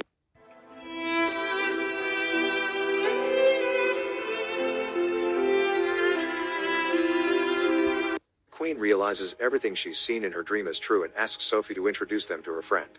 Sophie calls BFG out, which they'll reach by following BFG's guidance. After pointing out his country is outside the map, BFG pours frobscottle for everyone, even the corgis. They all toast to his name and take a sip, which causes them to pass some gas. The queen declares it's time to execute the plan then. BFG runs back to Giant Country, the army follows him on their planes. When they reach the thick clouds, the plane's radars and controls go crazy, but they manage to cross safely anyway. The army decides to stay back and wait for the right moment while BFG and Sophie return to the Dream Lab. There, they make a new nightmare for the giants using the one she caught at the lake. This one will cause horrible despair. After the mixing is done, they take the jar outside, and BFG tells Sophie her own dream is having a family, which she can't achieve if she stays there. BFG tells her not to worry though, because he'll always be there for her and able to hear her with his overly big ears. When the sun comes out, it's time to spread the nightmare to the giants, but BFG realizes he forgot his trumpet at the palace, so Sophie grabs the jar and takes it to the giants herself. She walks to the middle of the sleeping giants but fails to open the jar. Flesh Lumpeter wakes up then and sees her, so Sophie improvises and breaks the jar to release the nightmare, which quickly invades the giants' minds. Flesh Lumpeter catches his and crushes it, but the other giants are affected by it, so they start running around as guilt consumes them. Getting angry, Flesh Lumpeter tries to snatch Sophie, but BFG jumps in to defend her. Flesh Lumpeter picks him up and is about to punch him when his arm is suddenly grabbed by some wire. The planes are finally here. Sophie runs around the field to avoid being hit as the army descends on them, capturing all the giants with wires and nets. BFG comes to pick her up to keep her safe and together they watch the planes fly away, carrying the giants with them. They are taken to an isolated island they can't escape, and the only food they're left with is the disgusting snozcumber and its seeds. Meanwhile, Sophie returns to London, where she moves to Buckingham Palace to live with Mary, Mr. Tibbs and the Queen's corgis. The movie ends with Sophie waking up one morning and telling us about the dream she had of BFG living happily in his country with new, better tasting vegetables to grow in his garden. She approaches the window and, like she always does when she's lonely, she whispers words to the wind, knowing they'll reach BFG. Back in Giant Country, BFG smiles when those words reach his ears. Make sure to subscribe and turn on notifications so you can watch more videos like this. Thanks for watching. Welcome back to Movie Recaps. The USA has become a urban police that has been given the duties of judge, jury, and executioner. They also have access to advanced weaponry, like guns that can read your DNA and change the type of bullets they're loaded with on the spot. Dredd is one of these judges, currently driving his bike through the highway to chase 3 suspects in a van. These men are under the influence of slow-mo, a new and very addictive narcotic that reduces the user's perception of time, which causes their driving to be rather erratic. When they realize a judge is following them, one of them opens fire but misses every shot, and the driver decides to leave the highway and take a normal street, hitting and killing a pedestrian in the process. Now that they've gone from suspects to actual murderers, Dredd is allowed to fire back, so he shoots the van's tires and makes it fall over in front of a mega block. When he comes closer to check the damage, he finds only 2 bodies in the van before hearing gunshots coming from inside the block. Dredd follows a trail of bodies left by the criminal until he finds him pointing his gun at a hostage, who he will kill if he's not allowed to walk out. The deal that Dredd offers him doesn't sound very good. It's just jail without parole, but the truth is, if he doesn't comply, the result would be worse, he'd be sentenced to death. Since the criminal doesn't accept the deal, Dredd shoots a flare bullet right into his mouth. When Dredd returns to headquarters, the chief judge introduces him to Cassandra Anderson, a 21-year-old woman that was born in a block near the radiation wall. She's a mutant with the most powerful psychic powers they've ever encountered, which is why she's being given the chance to be a new recruit even if she didn't pass the test by merely 3 points. It's also why she doesn't wear a judge helmet, it gets in the way of her special abilities. Dredd's assignment is to take her out with him for 1 day in the field and assess her performance to decide her future. Meanwhile, in a blog called Peach Trees, there is Madeline Madrigal, better known as Mama, a former call girl turned drug pusher. Her bath is interrupted by her men Caleb and Kay, who have brought her 3 drug dealers that have been selling another pusher's products on Mama's levels. As a punishment, she orders her men to skin them alive, pump so slow-mo in them, and then throw them over the balcony. After going through the basic rules, Dredd allows Anderson to use her best judgment to choose their first case since they can only help with 6% of the 17,000 serious crimes that are reported every day. Anderson chooses the triple homicide at Peach Trees, and on their way there, she tells Dredd she wants to be a judge because she wants to make a difference. She grew up in a mega block and knows there are some good people inside. Dredd thinks this is admirable. When they arrive at the crime scene, they meet TJ, the block's medic, who gets them blood samples from the bodies so they can possibly identify them. This proves to be a success. The system tells them all 3 bodies belong to small perps, junkies with no gang affiliation. Anderson reaches the conclusion this kind of death can only mean someone is trying to send a message, and TJ agrees, telling them about Mama and her clan. Some time ago, she took over a client's drug business and gained control of the block by using extreme violence against the other gangs. Nobody ever stopped her because judges never stop by a block like Peach Trees, which is mostly slums. TJ allows them to use his computer and they discover the perp's address is on floor 39, so they go there to investigate. When they find the right apartment, they blow the door up with a small explosive and open fire on the people inside until they all surrender. This leaves Anderson quite shaken, since it's her first time killing. She still continues to work efficiently though, and when she handcuffs Kay, her powers let her see his mind and discover he is the murderer they're looking for. But since she's only 99% sure, this isn't enough to execute him yet, so Dredd decides to take him back to headquarters with them for interrogation. All this is seen on the security cameras by Mama's hacker, and when he tells her about it, she comes up with a plan to stop the judges from leaving. Caleb and some other gang members seize the tower's security control room after killing the guards and connect a special router to the computer, which allows the hacker to make contact with security control and, pretending to be a guard himself, ask permission to turn on the DEFCON system under the excuse they're just running some tests. By the time Dredd, Anderson, and Kay make it back to the ground floor, it's too late. The hacker has obtained the code to activate the war protocol, and now the block is shutting down every door and window. Next, Mama talks to the entire block, telling them she'll keep the building under lockdown until the judges are dead. Clan members should grab their weapons and get on chasing, and the rest of the people should stay inside and not interfere. If anyone helps the judges, Mama will kill them as well. Dredd tries to contact headquarters to report their situation, but their communicators aren't working because of the shielding that now covers the building. They decide they should wait at the med center, and on their way there, the clan members already start chasing them. They easily shoot them after distracting them with a gas bomb and get to ride the elevator to their destination, which is also being protected by thugs. Dredd offers them a chance to surrender without violence, but since the criminals turn it down, he throws a stun grenade before he and Anderson move in and kill them as well. Sadly, TJ doesn't allow them to enter the med center with him, because as a medical facility he's supposed to stay neutral.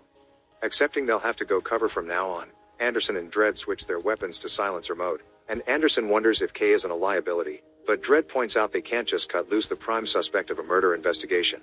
Both judges drag Kay with them as they begin to sneak around the hallways, and when they're about to be found by some clan members, Anderson uses her powers to find out the name of one of the tenants and mentions it when she rings the bell to convince the person to let them inside. The 3 of them hide inside this innocent woman's apartment until the thugs are gone, and before they leave, the tenant promises she won't raise the alarm because she doesn't want them to kill more people. To prove she's being honest, she tells them about the service elevator near here, which has a sign that says it's broken, but it isn't entirely true. It actually works if you choose a level above 75. As the trio leaves the apartment, Anderson sees a picture and uses her power to confirm her fears. The woman's husband and father of her child is one of the guys she killed early. This news leaves her feeling quite uneasy. Mama's hacker is following the group using the security cameras, and when they make it to floor 76, he follows Mama's orders and seals the corridors in order to trap them on that floor. Dredd quickly catches on to what's going on and shoots the camera near them before ordering Anderson to take Kay to the elevator lobby and wait there while he investigates. While Dredd goes down the hallway, Kay takes advantage of the fact he's alone with Anderson now and tries to get on her nerves by telling her about the things they've done to young girls in the past, sending her mental images of him touching her inappropriately, and teasing her for being a pretty mutant, since they usually are deformed. But Anderson doesn't allow him to distract her and hits him to shut him up. In the meantime, Dredd makes it to the balcony and finds Mama on the opposite side together with her men and huge rotary cannons capable of ripping through the walls. She doesn't hesitate to open fire on him without caring about all the residents she kills while trying to get Dredd, who wastes no time in running back to the lobby with Anderson. When he notices Mama's cannon bullets are also hitting the outer wall, he shoots a high-X bullet at it and opens a hole in it that allows the 3 of them to escape without being noticed because the explosions have also destroyed the security cameras. Now they're outside, their communicators are working again, so Dredd calls for reinforcements before taking Anderson and Kay back inside, since if they stay out on that little roof, they wouldn't have anywhere to run to when found.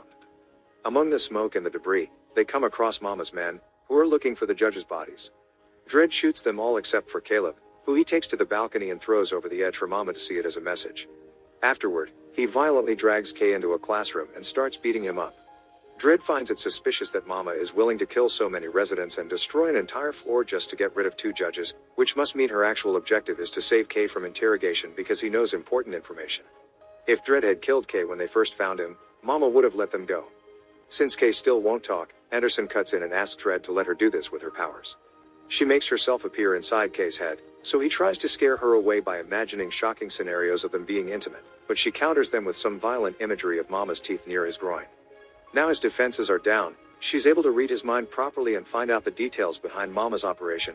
It turns out Peach Trees is the center of slow-mo production and distribution, and they're planning to take over the whole city.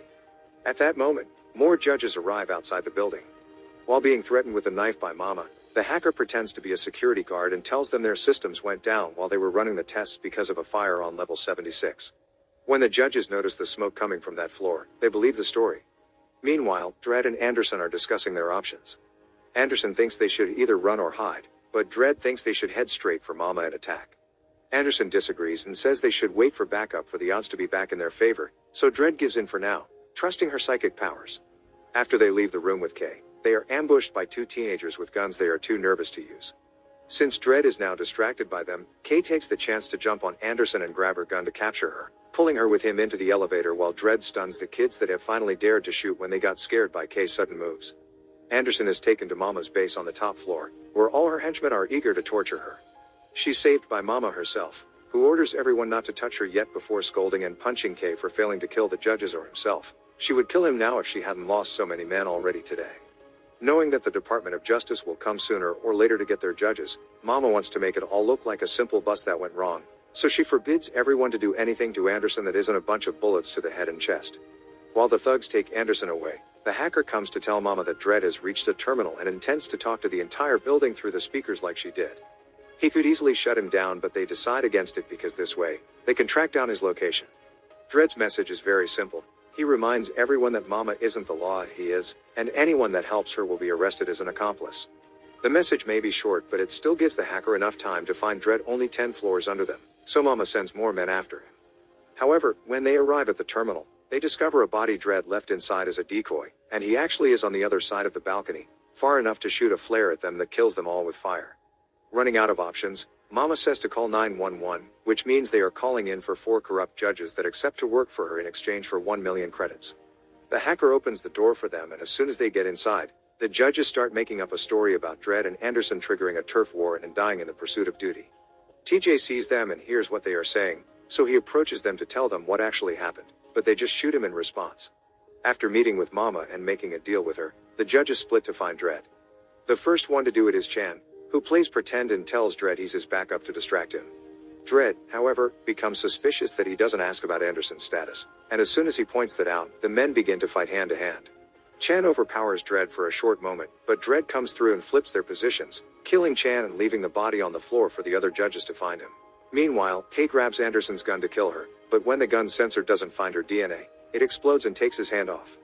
Anderson wastes no time and knocks Kay out before he can react, then escapes the room, killing all the henchmen she finds along the way.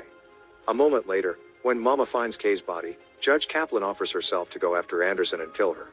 Her plan doesn't work though, because when she finds Anderson, she doesn't believe the backup lie thanks to her reading her mind. Anderson doesn't hesitate to kill Kaplan on the spot. Dredd walks inside the slow-mo lab and shoots a stray bullet to scare all the workers away. Judges Lex and Alvarez arrive then and open fire after talking a bit about a judge's morals. Dredd shoots them in return but only manages to kill Alvarez before he runs out of ammunition. Lex comes closer and wounds Dredd on the side of his stomach, but when he's about to finish him off, Dredd distracts him by telling him to wait, giving Anderson time to sneak behind Lex and killing him with her gun. Dredd uses some emergency supplies from his utility belt to patch up his wounds and steals Lex's gun before he and Anderson go after Mama. They find the hacker first, who desperately shares some information so Dredd won't kill him. Mama is in her private quarters, which is behind 10 inches of steel. To enter they'll need a combination, and Anderson gets it out of his mind by using her powers. In the process of reading his mind, she also learns the hacker has always been prey for Mama, only working for her because she's got him under torture.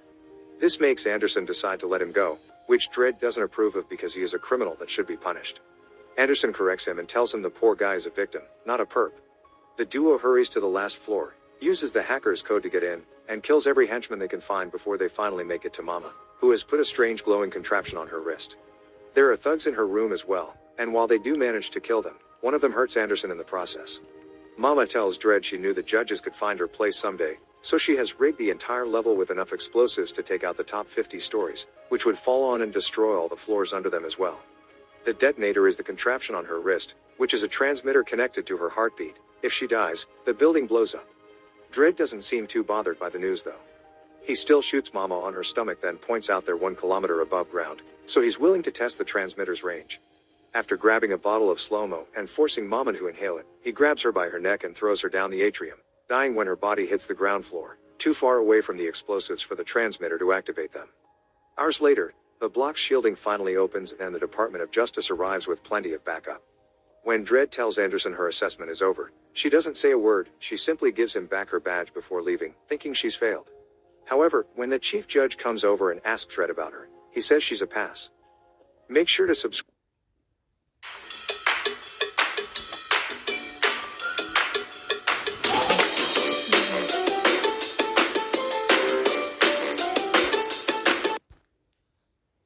Welcome back to Movie Recaps. Today I will show you a 2013 Spanish sci-fi thriller film, titled The Last Days. Spoilers ahead. Watch out and take care. In the year 2013, a mysterious epidemic spreads across the planet, causing people to develop an irrational fear of going outside. If they do, they die within seconds.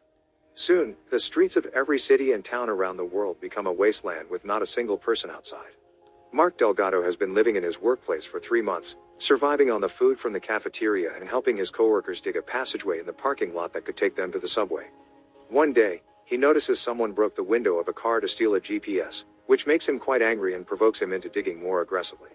This turns out to be a positive thing, because thanks to him, they finally break the wall and find a safe way out of the building. Now everyone is getting ready to leave, and while waiting in line for some provisions, Mark can't help noticing one of his bosses, Enrique, has the GPS in his bag. Mark decides to follow him and confront him about it, and Enrique accepts to talk in private as long as Mark doesn't tell anybody else about it. Mark starts remembering how he met Enrique. Many months ago, the man was hired to take care of the company's productivity problems and was known for being ruthless when it came to treating employees, firing them without hesitation if necessary. When he called Mark to his office, he scolded him for taking so long with the project, refusing to hear how difficult the process of programming is, and gave him an ultimatum: he had to be done by the end of the month or he'd lose his job. Mark stayed until late at the office, working on his code and getting more frustrated by the second every time it fails. His girlfriend Julia called him to tell him she and her friend Andrea were closing up their shop, and Mark promised her he'd be there for dinner. However, his computer blue screened, and he ended up staying longer than planned. When he finally made it to his apartment, he noticed that his neighbor opened his door just to see him arrive, and his girlfriend already had dinner without him. He found her making toys for her shop, and while looking at a puppet she considered keeping for the future, she brought up the subject of having a baby, to which Mark replied he didn't think it was the right moment. Later that night, he couldn't sleep so he watched some TV. The news was talking about a Canadian teenager that recorded his suicide after spending 6 months inside his house, never leaving because of fear. The next morning at work, everyone was watching the same clip, causing Mark's coworker Rivera to nervously leave the area. Another coworker pointed out he hadn't changed his clothes or taken a shower in days. Back in the present, Mark tells Enrique that he wants to find his girlfriend, and the only way to properly navigate the subway tunnels is with the GPS, since phones don't have a signal anymore. He offers Enrique a deal: if he takes Mark to his girlfriend, he'll give him all the supplies he took from Rivera's locker. Enrique at first says no, but he changes his mind pretty quickly when Mark threatens to tell everyone about the stolen GPS. After saying goodbye to their coworkers, the two men enter the subway tunnels. The GPS is working fine, but they keep it off to save the battery life, and for now, they make do with a subway map. There are lots of people down there already, and they even hear gunshots, so they hurry up until they make it to the station, which is full of survivors from wall to wall. Suddenly, a teenager steals Enrique's bag with the GPS. He and Mark start chasing him through the station, following him upstairs and even dodging a fire until they make it to an area behind the turnstile. The kid joins 3 men that include his brother, who is a former cop and carries a gun. As the city outside finally starts losing all its power, the cop makes them fall to their knees while his brother finds the GPS in the backpack, then he comes closer to get Mark's bag as well.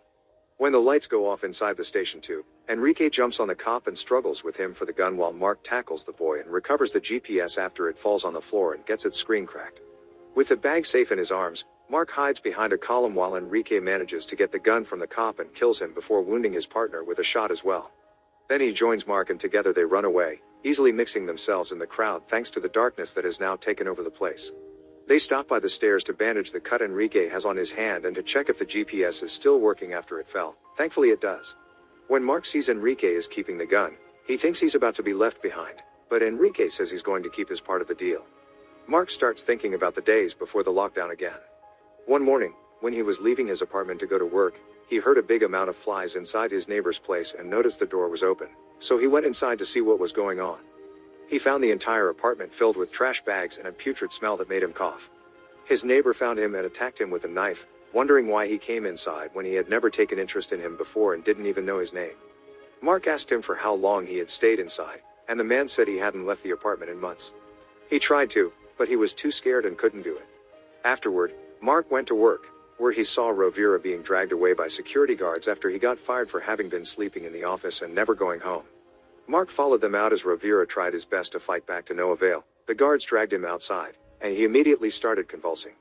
Having a theory of what was going on, Mark told the guards to help him take him back inside, but it was too late. Rovira was already dead. Afterward, Mark checked Rovira's locker and found a bunch of survival supplies, like a flashlight, a gas canister, and canned food. Later in the evening, he told Julia about what happened and how he thought something serious was going on. Julia comforted him and they made love. Back in the present, Mark wakes up from a nap and doesn't see Enrique anywhere, so he thinks he's abandoned him, but Enrique soon shows up with a plastic bag he's retrieved to protect the GPS from water damage. The two men return to the subway tunnels, where Mark tries to find out what or who is waiting for Enrique at his destination, but he refuses to answer. He also notices how Enrique saves the seeds of everything he eats, like apples. Some moments later, with the help of the GPS, they found an entrance to the sewers and jump inside, not getting hurt because the water cushions their fall. They use the GPS again to find their way around and eventually, they arrived at the area under Mark's apartment building. To get inside, they make a simple plan. They hang the gas canister from the ceiling pipes and they'll make explode by shooting it with the gun. Enrique fails his shot, so Mark takes over and tries himself, also failing his first try and causing his ear to bleed with the noise. When he tries again, however, he does hit the mark and the resulting explosion throws him back on the floor. Enrique helps him stand. Oh my god, I got it!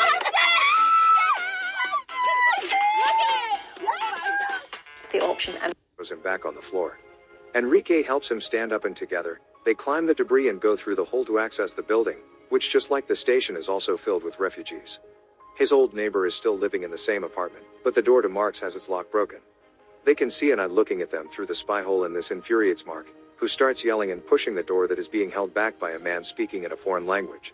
Taking advantage of the man's exposed hand, Mark bites it, causing him to step back and finally getting to enter his home.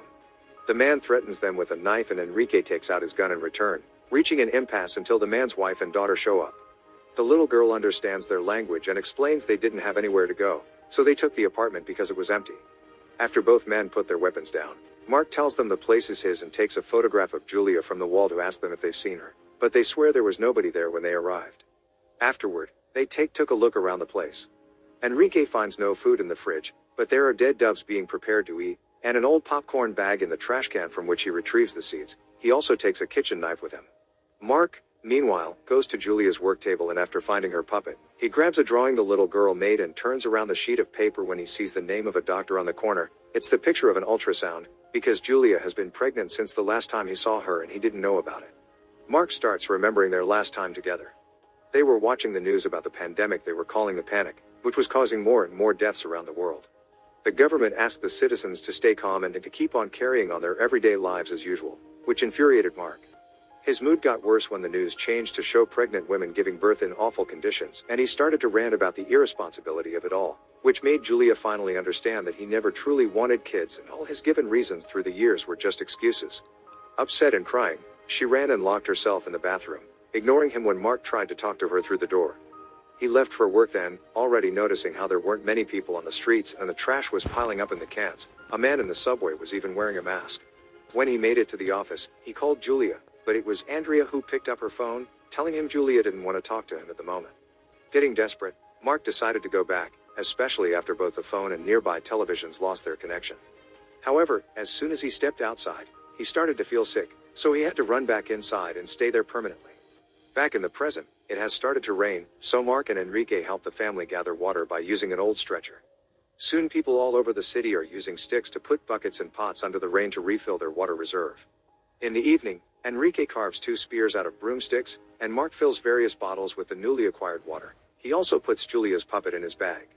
They get back into the sewers in the morning, and when they reach a split, they argue over what way to choose. Mark wants to go to the mall where Julia used to work to see if she's there, but Enrique refuses, saying his deal was only to take him to his apartment and it isn't his fault she wasn't there when they arrived. He even takes out his knife to defend himself and wonders aloud if Julia is even alive, which makes Mark furious and causes him to jump on him to beat him up. In the struggle, Enrique drops the knife, and Mark drops the flashlight, which breaks when it hits the floor.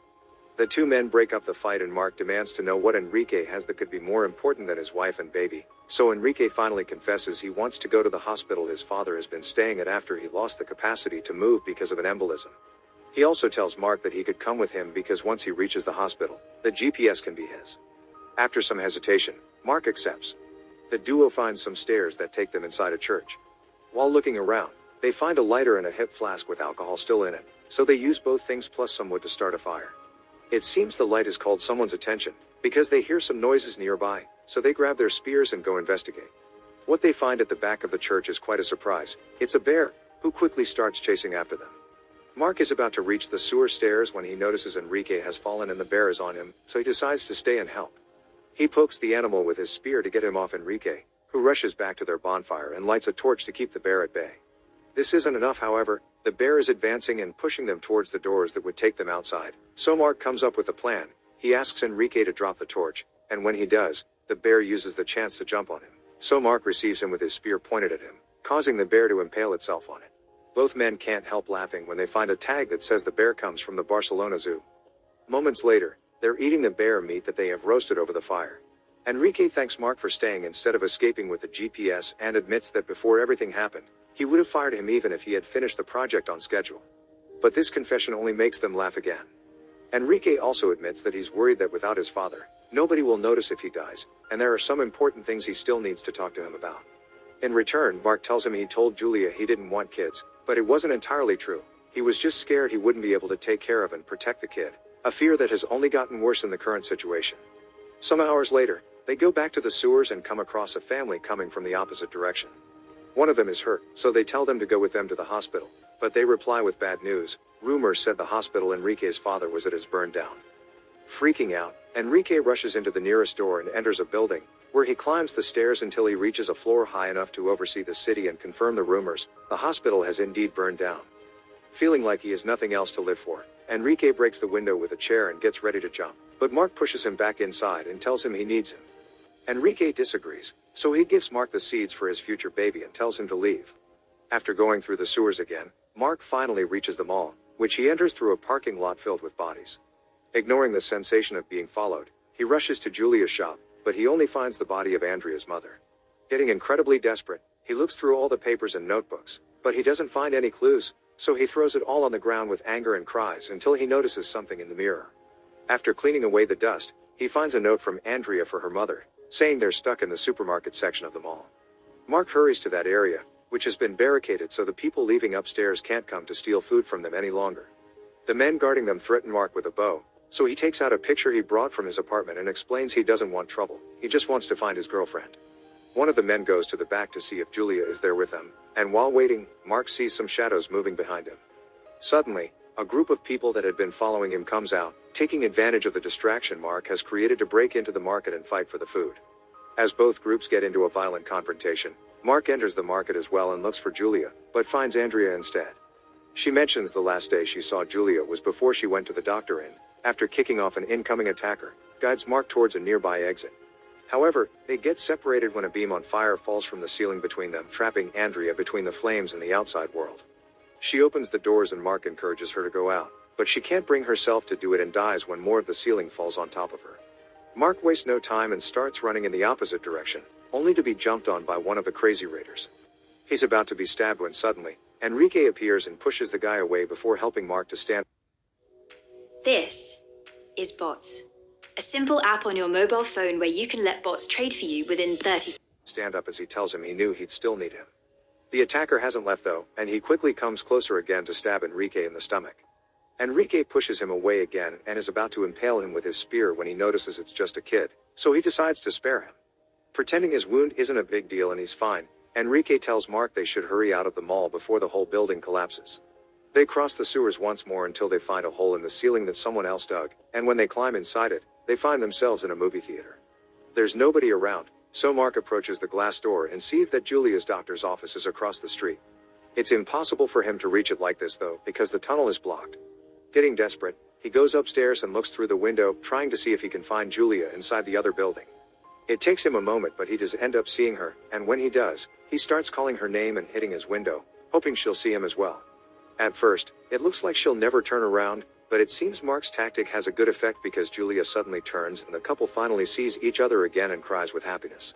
Mark rushes downstairs to tell Enrique about Julia, only to find him sitting at the theater bleeding out. He wants to look for something to bandage the wound up, but Enrique doesn't let him, claiming his time has come. His last words are a request for Mark to stop whining and cross the street to reunite with his family once and for all. Enrique dies then, and Mark takes a moment to cry for him before following his advice. Both he and Julia make it to their respective doors, and after some hesitation, Enrique finally steps outside. He immediately starts feeling sick and dizzy, his ears start bleeding, and he has trouble walking. But by keeping his eyes on Julia, he manages to continue even after falling, crawling the rest of the way as a bright white light becomes the only thing he can see around him. Suddenly, Julia's face appears above him, and as the light disperses, Mark realizes he's successfully crossed the street and made it to the building, finally reuniting with his beloved. The couple stays in that building and starts a new life there, collecting water from the rain and growing Enrique's seeds. Their boy is born strong and healthy, and when he learns to walk, he goes outside on his own, proving the new generation isn't affected by the panic. Many years later, a group of wandering teenagers shows up at their door, so Mark and Julia decide to let their son join them so he can have a chance to know what the outside world is like and perhaps have a chance to rebuild society from the scratch. Make sure to subscribe and turn on notifications so you can watch more videos like this. Thanks for watching. Welcome back to Movie Recaps. Today I will show you a 2009 sci-fi horror film, titled Pandorum. Spoilers ahead. Watch out and take care. In the year 2107, you're all that's left of us. Good luck, God bless, and Godspeed, but it's only seen by a few crew members, including Gallo. An unknown amount of time later, he steps back and hides while noticing his hands are trembling, which could possibly be a symptom of Pandorum, a disorder caused by deep space and emotional stress that can make a person psychotic. Peyton tells him the story of the old Eden mission, where one of the officers had a psychological breakdown and, convinced the flight was evil, he evacuated the ship by launching all the hypersleep capsules into oblivion. While chatting, Bauer continues to investigate the area, unaware that he's being followed. He finds another body hanging from the ceiling, but to his surprise, this one isn't dead. Shepard from Team 4 attacks him at first, thinking Bauer is one of the creatures, but Bauer quickly reassures him and helps him get off the booby trap. Shepard knows as little as Bauer does about the situation and refuses to follow orders, but when a bunch of creatures appears at the end of the hallway, they run away together. Bauer manages to hide, but Shepard falls on one of the traps again, so the creatures start feeding on him. When Bauer tries to shoot one, the monsters finally notice him too and start chasing him until he falls from a very high platform. Suddenly, he's grabbed and dragged away into a locked room by another crew member, Mon, who doesn't speak English. Communication is almost impossible, but Bauer does manage to see Mon's tattoo and discovers he's from the agriculture unit, so he tells him to wait there while he looks for the reactor, since Bauer is from the flight unit and knows how to handle it. After losing contact with Peyton once more, he makes it to the cargo room, where he's attacked and overpowered by Nadia, but he's quickly saved again by Mon. He and Nadia begin a furious battle that Bauer interrupts by shooting his gun in the air, telling them they should all be working together to survive. They accept after Bauer promises them he should be able to fly the ship if he can find the reactor, so Nadia guides them to the correct way. They arrive at a door that she can open only when the reactor surges, so the creatures almost reach them while waiting. Bauer manages to keep them back with his gun long enough for them to enter the room when the surge finally hits, and he finds the place where Nadia has been surviving all this time, the embryonic chamber, where they keep the livestock and wildlife repopulation. They already lost 30% of specimens, and Nadia has lost the other 4 people she woke up with as well. After sharing the fact she's also suffering from partial amnesia, she shares some What I'm doing with block coding and HTML and mobile apps is I'm actually making publishable apps, which is really cool. The one-on-one coding classes is what helped us make our decision. She shares some bugs with them to have as food. Meanwhile, Peyton continues to hit that Tia has lost the other 4 people she woke up with as well. After sharing the fact she's also suffering from partial amnesia, she shares some bugs with them to have as food. Meanwhile, Peyton continues to hit the door to open it to no avail. He also starts hearing noises coming from the shafts, making his paranoia worse. Moments later, From among the wires he sees a young man emerge. It's Gallo, who is naked and claims to come from the bridge before passing out. When he wakes up sometime later, Peyton starts asking him questions as he notices his tattoo marks him as Team 4. Gallo explains he had to kill his teammates in self-defense when they were overtaken by Pandorum, and that's why he's covered in blood. Bauer, Nadia, and Mon continue their search for the reactor and cross the hypersleep chamber, where most capsules lay empty because it's the creature's main hunting ground. Mon stays behind, watching something, and Bauer wants to look for his wife, but Nadia explains civilians aren't here, only officers. As they advance together through the room, the floor under them breaks and they fall into some sort of sewer filled with human bones. This turns out to be a good thing for them, however, because a creature arrives then and isn't capable of seeing them down there. After the monster is gone, they climb out of the sewer, only to find the monster waiting for them. It doesn't hesitate to attack them both, and while at first it keeps the upper hand, the fight turns around when Mon arrives and gets the creature off them. By working all together, they manage to kill the monster, but there is another one that has been watching them all along and now is summoning more of his kind to eat the body and attack the humans. As the trio runs away, they notice one of the capsules opening and a crew member waking up, but there's no time to save him. The creatures quickly surround him and feed on him. The three of them manage to escape and get inside a barricaded chamber where they meet Leland, the ship's cook. While he prepares something for them to eat using the water that leaks into the ship and the algae it creates, Nadia finally tells Bauer her theory. The creatures are the members of the crew that mutated into these monsters thanks to the accelerator every officer had gotten injected in them to help them adapt to the environment in Tanis, since this stuff is supposed to jumpstart evolution. Leland overhears them talking, and since he's been awake for a long time, he knows what's happened. So he starts telling the story at the same time Gallo tells it to Peyton while trying to make him lose his mind. When Earth vanished thanks to some unknown catastrophe, the ship got the message that told them about this tragedy and wished them good luck. Hearing this news, Gallo lost all hope and became insane, so he killed his team and induced Pandorum and other passengers before goading them into a violent and tribal culture. Then he went back into hypersleep. Bauer and the others lose consciousness as the story ends, only to wake up some moments later to find out Mon had drugged them and now he's tied them up with the intention to eat them. After stabbing Nadia, he moves to Bauer, who manages to change his mind by explaining the ship is on its final stage before shutdown and none of them will survive if he doesn't reset the reactor. Mon frees them and lends them his radio so Bauer can contact Peyton, who checks the computer memory and confirms the ship only has 47 minutes left. He also provides them a path they can follow to the reactor. As they cross the hallway, they encounter one of the creatures, but this one is very young, which confirms the monsters are reproducing. Nadia asks them not to kill it because it's just a child, but this causes the kid to run away and alert his peers. The group flees and hides into a room with all the civilian hypersleep capsules, but Bauer doesn't find his wife there and he finally remembers why. She never came. She broke up with him and that's why he enlisted in the first place. This means she died when Earth evaporated. With nothing left for him to save, Bauer starts losing hope and almost loses his sanity as well, but Nadia convinces him they need to survive and restarts a new Earth. It's then that Bauer has another revelation when he remembers Peyton's wife, Marianne. Meanwhile, Gallo continues to goad Peyton, trying to make him lose his mind and give in to Pandorum. He thinks everyone should launch themselves in the pods the same way the Eden mission did, but Peyton considers it suicide and believes Bauer can get them out of this. As Gallo's nose starts bleeding and the argument grows in intensity, he gets more violent as well.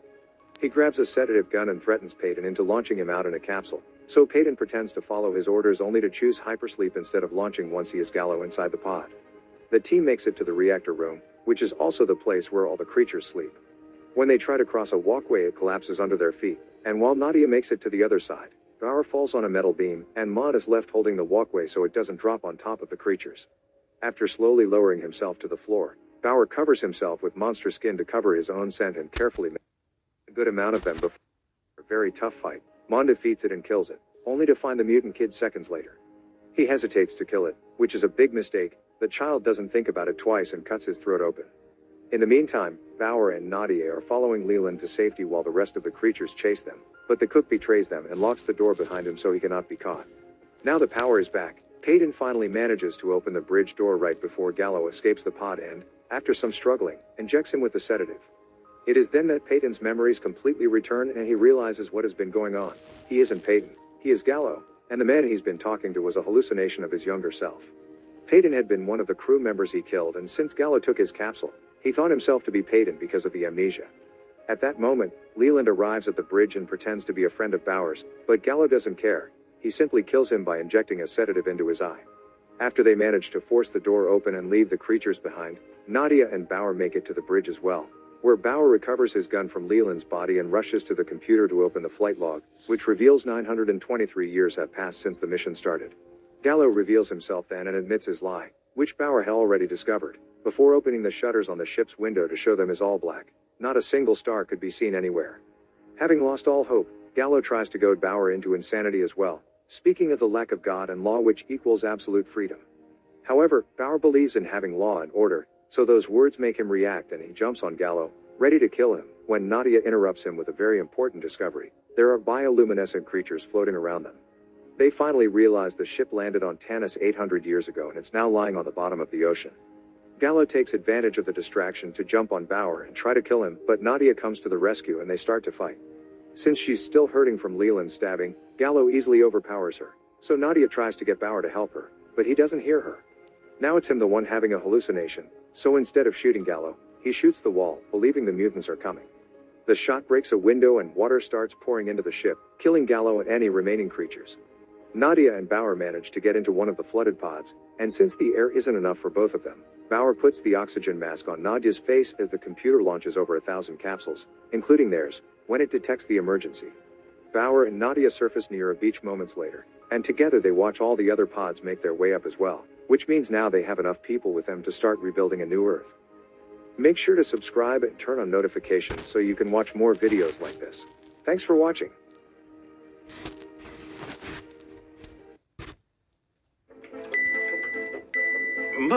Don't panic. Get Sentry. Speed up slowdowns and prevent crashes in Android. Welcome back to Movie Recaps. Today I will show you an action, horror, sci-fi film from 2019, titled Captive State. Spoilers ahead. Watch out and take care. In the nearby future, Earth is being invaded by aliens. Cities all over the world. 5 years ago, Thanos erased half of the population of...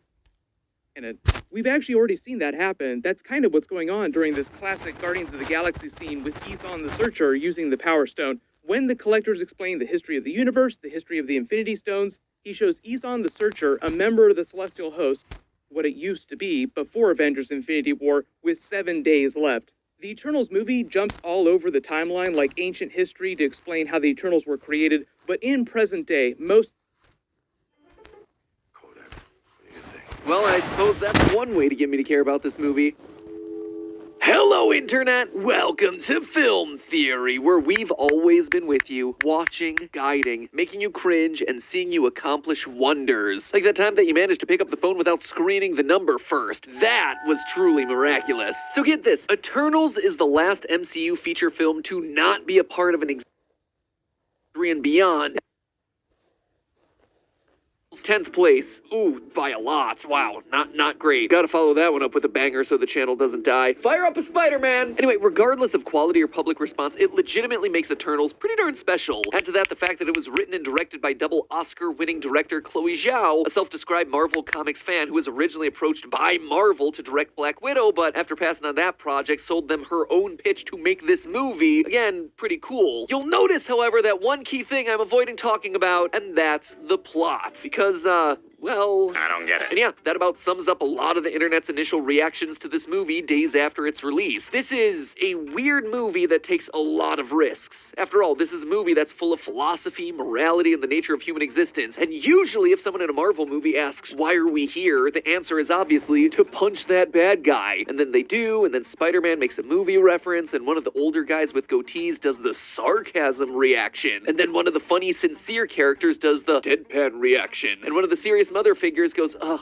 boys, and everybody laughs, but not God Butcher, established to be a living parasitic organism that's existed for billions of years. In fact, in the comics lore, it's the first and most powerful symbiote ever made. With all black by his side, Null assembles his first true army, the symbiote race. Huh, that reminds me, who just got zapped into the MCU during a post-credit scene? Oh yeah, old. And we're told that, just like in the comics, Eros is also an Eternal who is also Thanos' brother, which seems to suggest that Thanos himself was an Eternal. Okay, so let's talk about Thanos and Eros for a minute here. In the comics, they didn't originally have anything to do with Eternals or Celestials, but then a retcon came along which did make them part of the Eternals. In fact, that was part of the explanation for why Thanos was the Mad Titan. He was psychologically traumatized from being bullied as a kid because even though he himself was an Eternal, he'd been born with a recessive gene that made him look more like one of the deviants, i.e. that's why he's huge, purple, and, you know, the whole washboard chin. Whereas Eros was not only traditionally attractive, he has, no joke, the power to make you sexually attracted to him. A villain for the Me Too era if I've ever seen one. In short, we have the movie outright naming Thanos as the sole reason the emergence was delayed, thereby saving Earth for 5 extra years. We have comic evidence showing Thanos was an Eternal, as well as an end credit scene that suggests the exact same thing. So the pieces are lined up to prove that Thanos knew what he was doing all along. Why then was he going around talking about limited resources rather than, hey, I'm doing this because you're all gonna die when the space egg hatches? Well, I propose to you that he knew, but also kinda didn't know. In Eternals, we learned that Angelina Jolie's character Thena came down with an Eternal-specific mental illness called Madwiry. This caused her to have apocalyptic visions and lash out at her teammates. Midway through the movie, it's revealed that these moments of madness are actually glitches in her programming, when she gets to see glimpses of the team's previous planetary destructions. What if this, or something like it, is what happened to Thanos? Think about it. If he and Eros are also Eternals, it stands to reason that he could have had a similar breakdown, or had similar visions revealing the truth about what's really gonna happen when the world's population reaches the done mark, but maybe not a complete or coherent vision. So his interpretation of what he saw and felt became militant population balance, instead of, hey guys, what if we're actually a growth machine that feeds a giant star child living inside the planet? Why else would Madwiry be a plot point in an already overstuffed movie like Eternals? So that's a theory looking backwards. Thanos was right yet again. But for good measure, I wanted to include a short theory looking forwards as well. When confronted about the nature of life and death in the universe by Cersei, you know, real casual conversation there, Arishem talks in pretty stark terms about how if the Celestials don't keep on cultivating the cosmos, everything will fall to darkness. Now, in the comics, the actual how and why of the Celestials changes all the time, but a consistent thing is that they're old as heck, representing the emergence of the first light energy in the universe. Therefore, they are enemies of emptiness and darkness on the cosmic scale. And in the Marvel Comics universe, cosmic darkness isn't just a what, it's a who. Set a bedtime for their device with the Google Family Link app. What better day than... So I was in elementary. What better day than Valentine's Day to tell you all my most embarrassing dating story? This was years ago. So I was in elementary school from around 2007 to 2012, 13, I don't know, do the math. And this was around the transition from flip phones, Blackberries, to touchscreen and iPhones. So when you saw one in person for the first time, you'd have your mind messed up. And what was even crazier was seeing that one classmate with one. Wait, why does he need one? He's 8. And they would get so nervous with it because they know it grabs people's attention. Yo, bro, let me see it. That's what they get for showing it off for a week. You would try to mind your business, but even the teacher is looking. Because he's over here with the Nokia brick, has an antenna. Even the school talks about it. Like the literal faculty have to talk to the mom. The poor kid couldn't bring it to school anymore. And I remember teachers sharing rumors that an iPhone was a spy gadget. Damn, time flies. So I was... This guy owns 200 million acres of the moon, and he got it all for free. Chris and his dad always loved real estate, but on Earth, real estate is super expensive. So they decided to buy properties on the moon. They found a loophole in the 1967 peace treaty. Turns out governments cannot own the moon, but maybe, just maybe, individuals can. So Chris's dad wrote a letter to the UN declaring that the moon was his, and the UN did not respond. He assumed he got approval and started selling land for anywhere between $25 to $500. And the crazy thing is, people are buying. Now, all he needs is either an approval or a rejection from... Set a bedtime for their device with the Google Family Link app.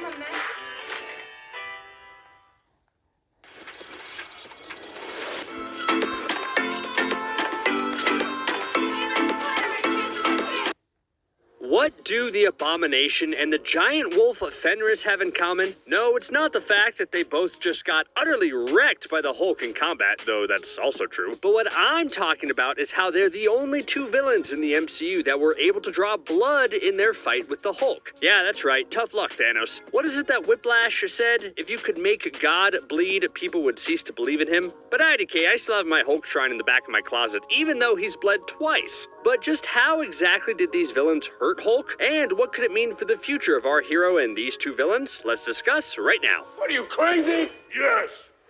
The Hulk is just a downright amazing character and an overall great Avenger. Before getting into the two villains that were able to substantially hurt Hulk, I think it's important to understand just what exactly makes Hulk the Hulk. And no, I'm not just talking about being big and green, wearing purple pants, and sitting around waiting for him to say some type of variation of, "You won't like me when I'm angry." Although the origins of the character have been updated, the core of Bruce Banner's transformation remains the same. Banner is a mild-mannered scientist who's hit with a huge dose of gamma radiation, and while that should have probably turned him into a jelly-like substance, instead it made so he turned it into a gigantic rage monster every time Bruce got angry, and this beast would grow more powerful the angrier he got. We've seen a lot of stories that flesh out the Hulk more since his debut in the 1960s, but that's the general gist of it. Fun fact, you know the Hulk was originally gray? It's true. Stan Lee created the Hulk to be a type of misunderstood monster akin to Frankenstein's monster and Quasimodo, and wanted him to be a gray color so that he didn't look human. But the colorist had trouble with the ink in the first few issues, and that resulted in him looking more green than gray. Stan Lee liked it and decided to keep it. Good call, I think. Can you imagine if the Hulk had been gray all this time? I don't think he'd be as well liked and popular. The reason I'm bringing up the Hulk's skin color is because it's actually really important to his strength. Mainly in this video, I'll keep it to the MCU version of the character rather than his comic counterpart, or else things might just get confusing, but I thought it was important to bring up the fact that Hulk does have the ability to change color, and that really affects his strength levels. Like, the gray I mentioned was actually retconned in Marvel Comics to be a legitimate thing. When Hulk turns gray, he's actually smart enough to be a normal person, but he's less of a hero and doesn't care about anyone but himself. In the comics, when Hulk went gray, he changed his name to Joe Fixit and became an enforcer in Las Vegas. Now, wouldn't that be wild to see in the MCU? But his green form is by far his most powerful. It gives him almost impenetrable skin that can't be pierced by anything. In the comics, the only things that have been shown to be able to make him bleed is adamantium and vibranium. But even that isn't always effective, since Hulk gets stronger the angrier he gets. His skin is also pretty resistant to magic, it can resist an insane amount of heat, and it's also constantly emitting gamma rays, and that overall helps his regeneration. So what's my point about Hulk's skin? Well, if you're a mindless drone in some big bad's army, like IDK a Chitauri alien or an Ultron sentry or anything like that, and you come face to face with the Hulk, I would just go ahead and lie down on the floor in a fetal position. You are not going to hurt the Hulk. But okay, let's get into Hulk actually smashing things as well as one of the instances where he bled in the MCU. I'm gonna start with the second fight first, and there's two reasons for that. For one, I think it's more relevant to talk about Mark Ruffalo's version of the Hulk rather than Ed Norton's interpretation. And also, reason number two is the whole reason I'm doing this video is because I wanted to talk about Hulk fighting a giant wolf, and I'm getting impatient. I gotta give the people what they want, and I know they want to see Hulk fighting a giant wolf. So okay, Thor Ragnarok is realistically the only version of Planet Hulk that we'll ever see in the MCU. There's a complicated rights issue with the Hulk character, and that's caused a lot of issues when it comes to new solo movies, which is why the Hulk is always a supporting character in other people's films. Sure, there are rumors of a World War Hulk movie in development, and hey, with the multiverse that could totally work now, but let's take those rumors with a grain of salt at the moment, okay? At the end of Age of Ultron, when Hulk and Bruce were upset about the amount of damage they caused, they turned off the tracking to the Quinjet and set off to parts unknown. People speculated that this was setting up a Planet Hulk movie, which in the comics is about the heroes of Earth realizing how dangerous Hulk was, tricking him by sending him off planet, only for Hulk to get knocked off course and arrive on Sakaar and slowly work to take over the entire planet after becoming a Star Gladiator. We had no choice. They worked a version of this into Thor Ragnarok, where it's revealed that while on the Quinjet, he got sucked into a wormhole and wound up on Sakaar and started living his best life as a gladiator, before Thor showed up and ruined everything. No, seriously, Thor did ruin everything. Think about it, the Hulk persona had it all on Sakaar, but when Thor shows up, he's able to help Banner reappear, leave his comfortable life where the Hulk is beloved, and then almost immediately fights Thanos, loses, and then has the Hulk personality stripped away when Professor Hulk shows up. Tough break. But somewhere in the middle of that timeline is Hulk fighting a giant wolf. Hela proved to be a formidable foe for Thor, and during her conquest of Asgard, she awakened long-deceased Asgardian warriors and the giant wolf known as Fenris in order to resume her tyranny. See, back in the old days, when Odin and Hela worked together to expand Asgard across the 9 realms by force, Fenris is what Hela rode into battle.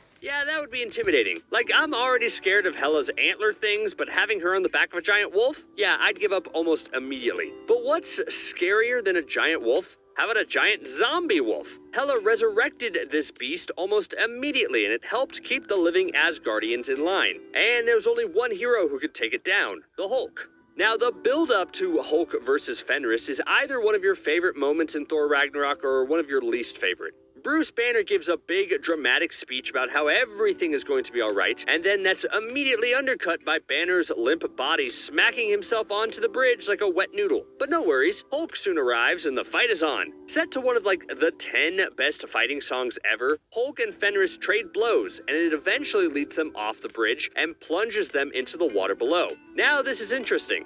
As Fenris chomps on Hulk like a chew toy, one fang pierces Hulk's leg, causing green blood to spill out. But why this bite in particular? Fenris was biting Hulk just moments before, and it didn't cause a puncture wound. Maybe one of Fenris's fangs is just sharper than the others. You know, we all have that one good tooth we prefer, right? Maybe that's what happened. Or maybe it was because Hulk lost some of his resolve. Before this, Hulk was in control of the fight and wasn't having much of an issue, but all of a sudden he's pulled below the water and dragged against the ground and could have been disoriented, leading to his anger to be replaced with confusion and just making his skin a little weaker. I sort of like that theory, don't you?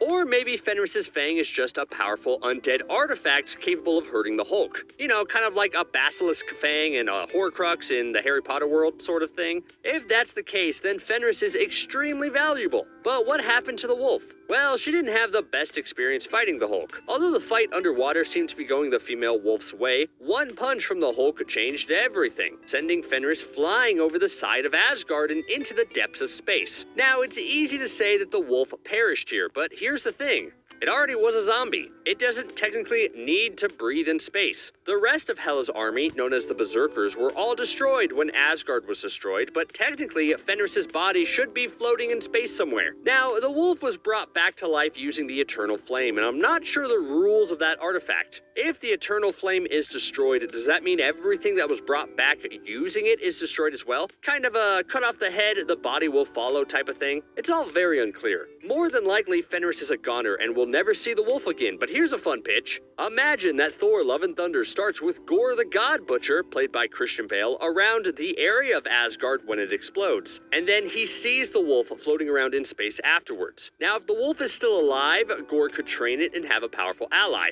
If the wolf is just a floating corpse, then something that would be cool is if Gore takes the body, plucks the fang, and makes that into a weapon of some kind. Boom! Now Gore has an item that is powerful enough to pierce the Hulk's body. How cool would that be?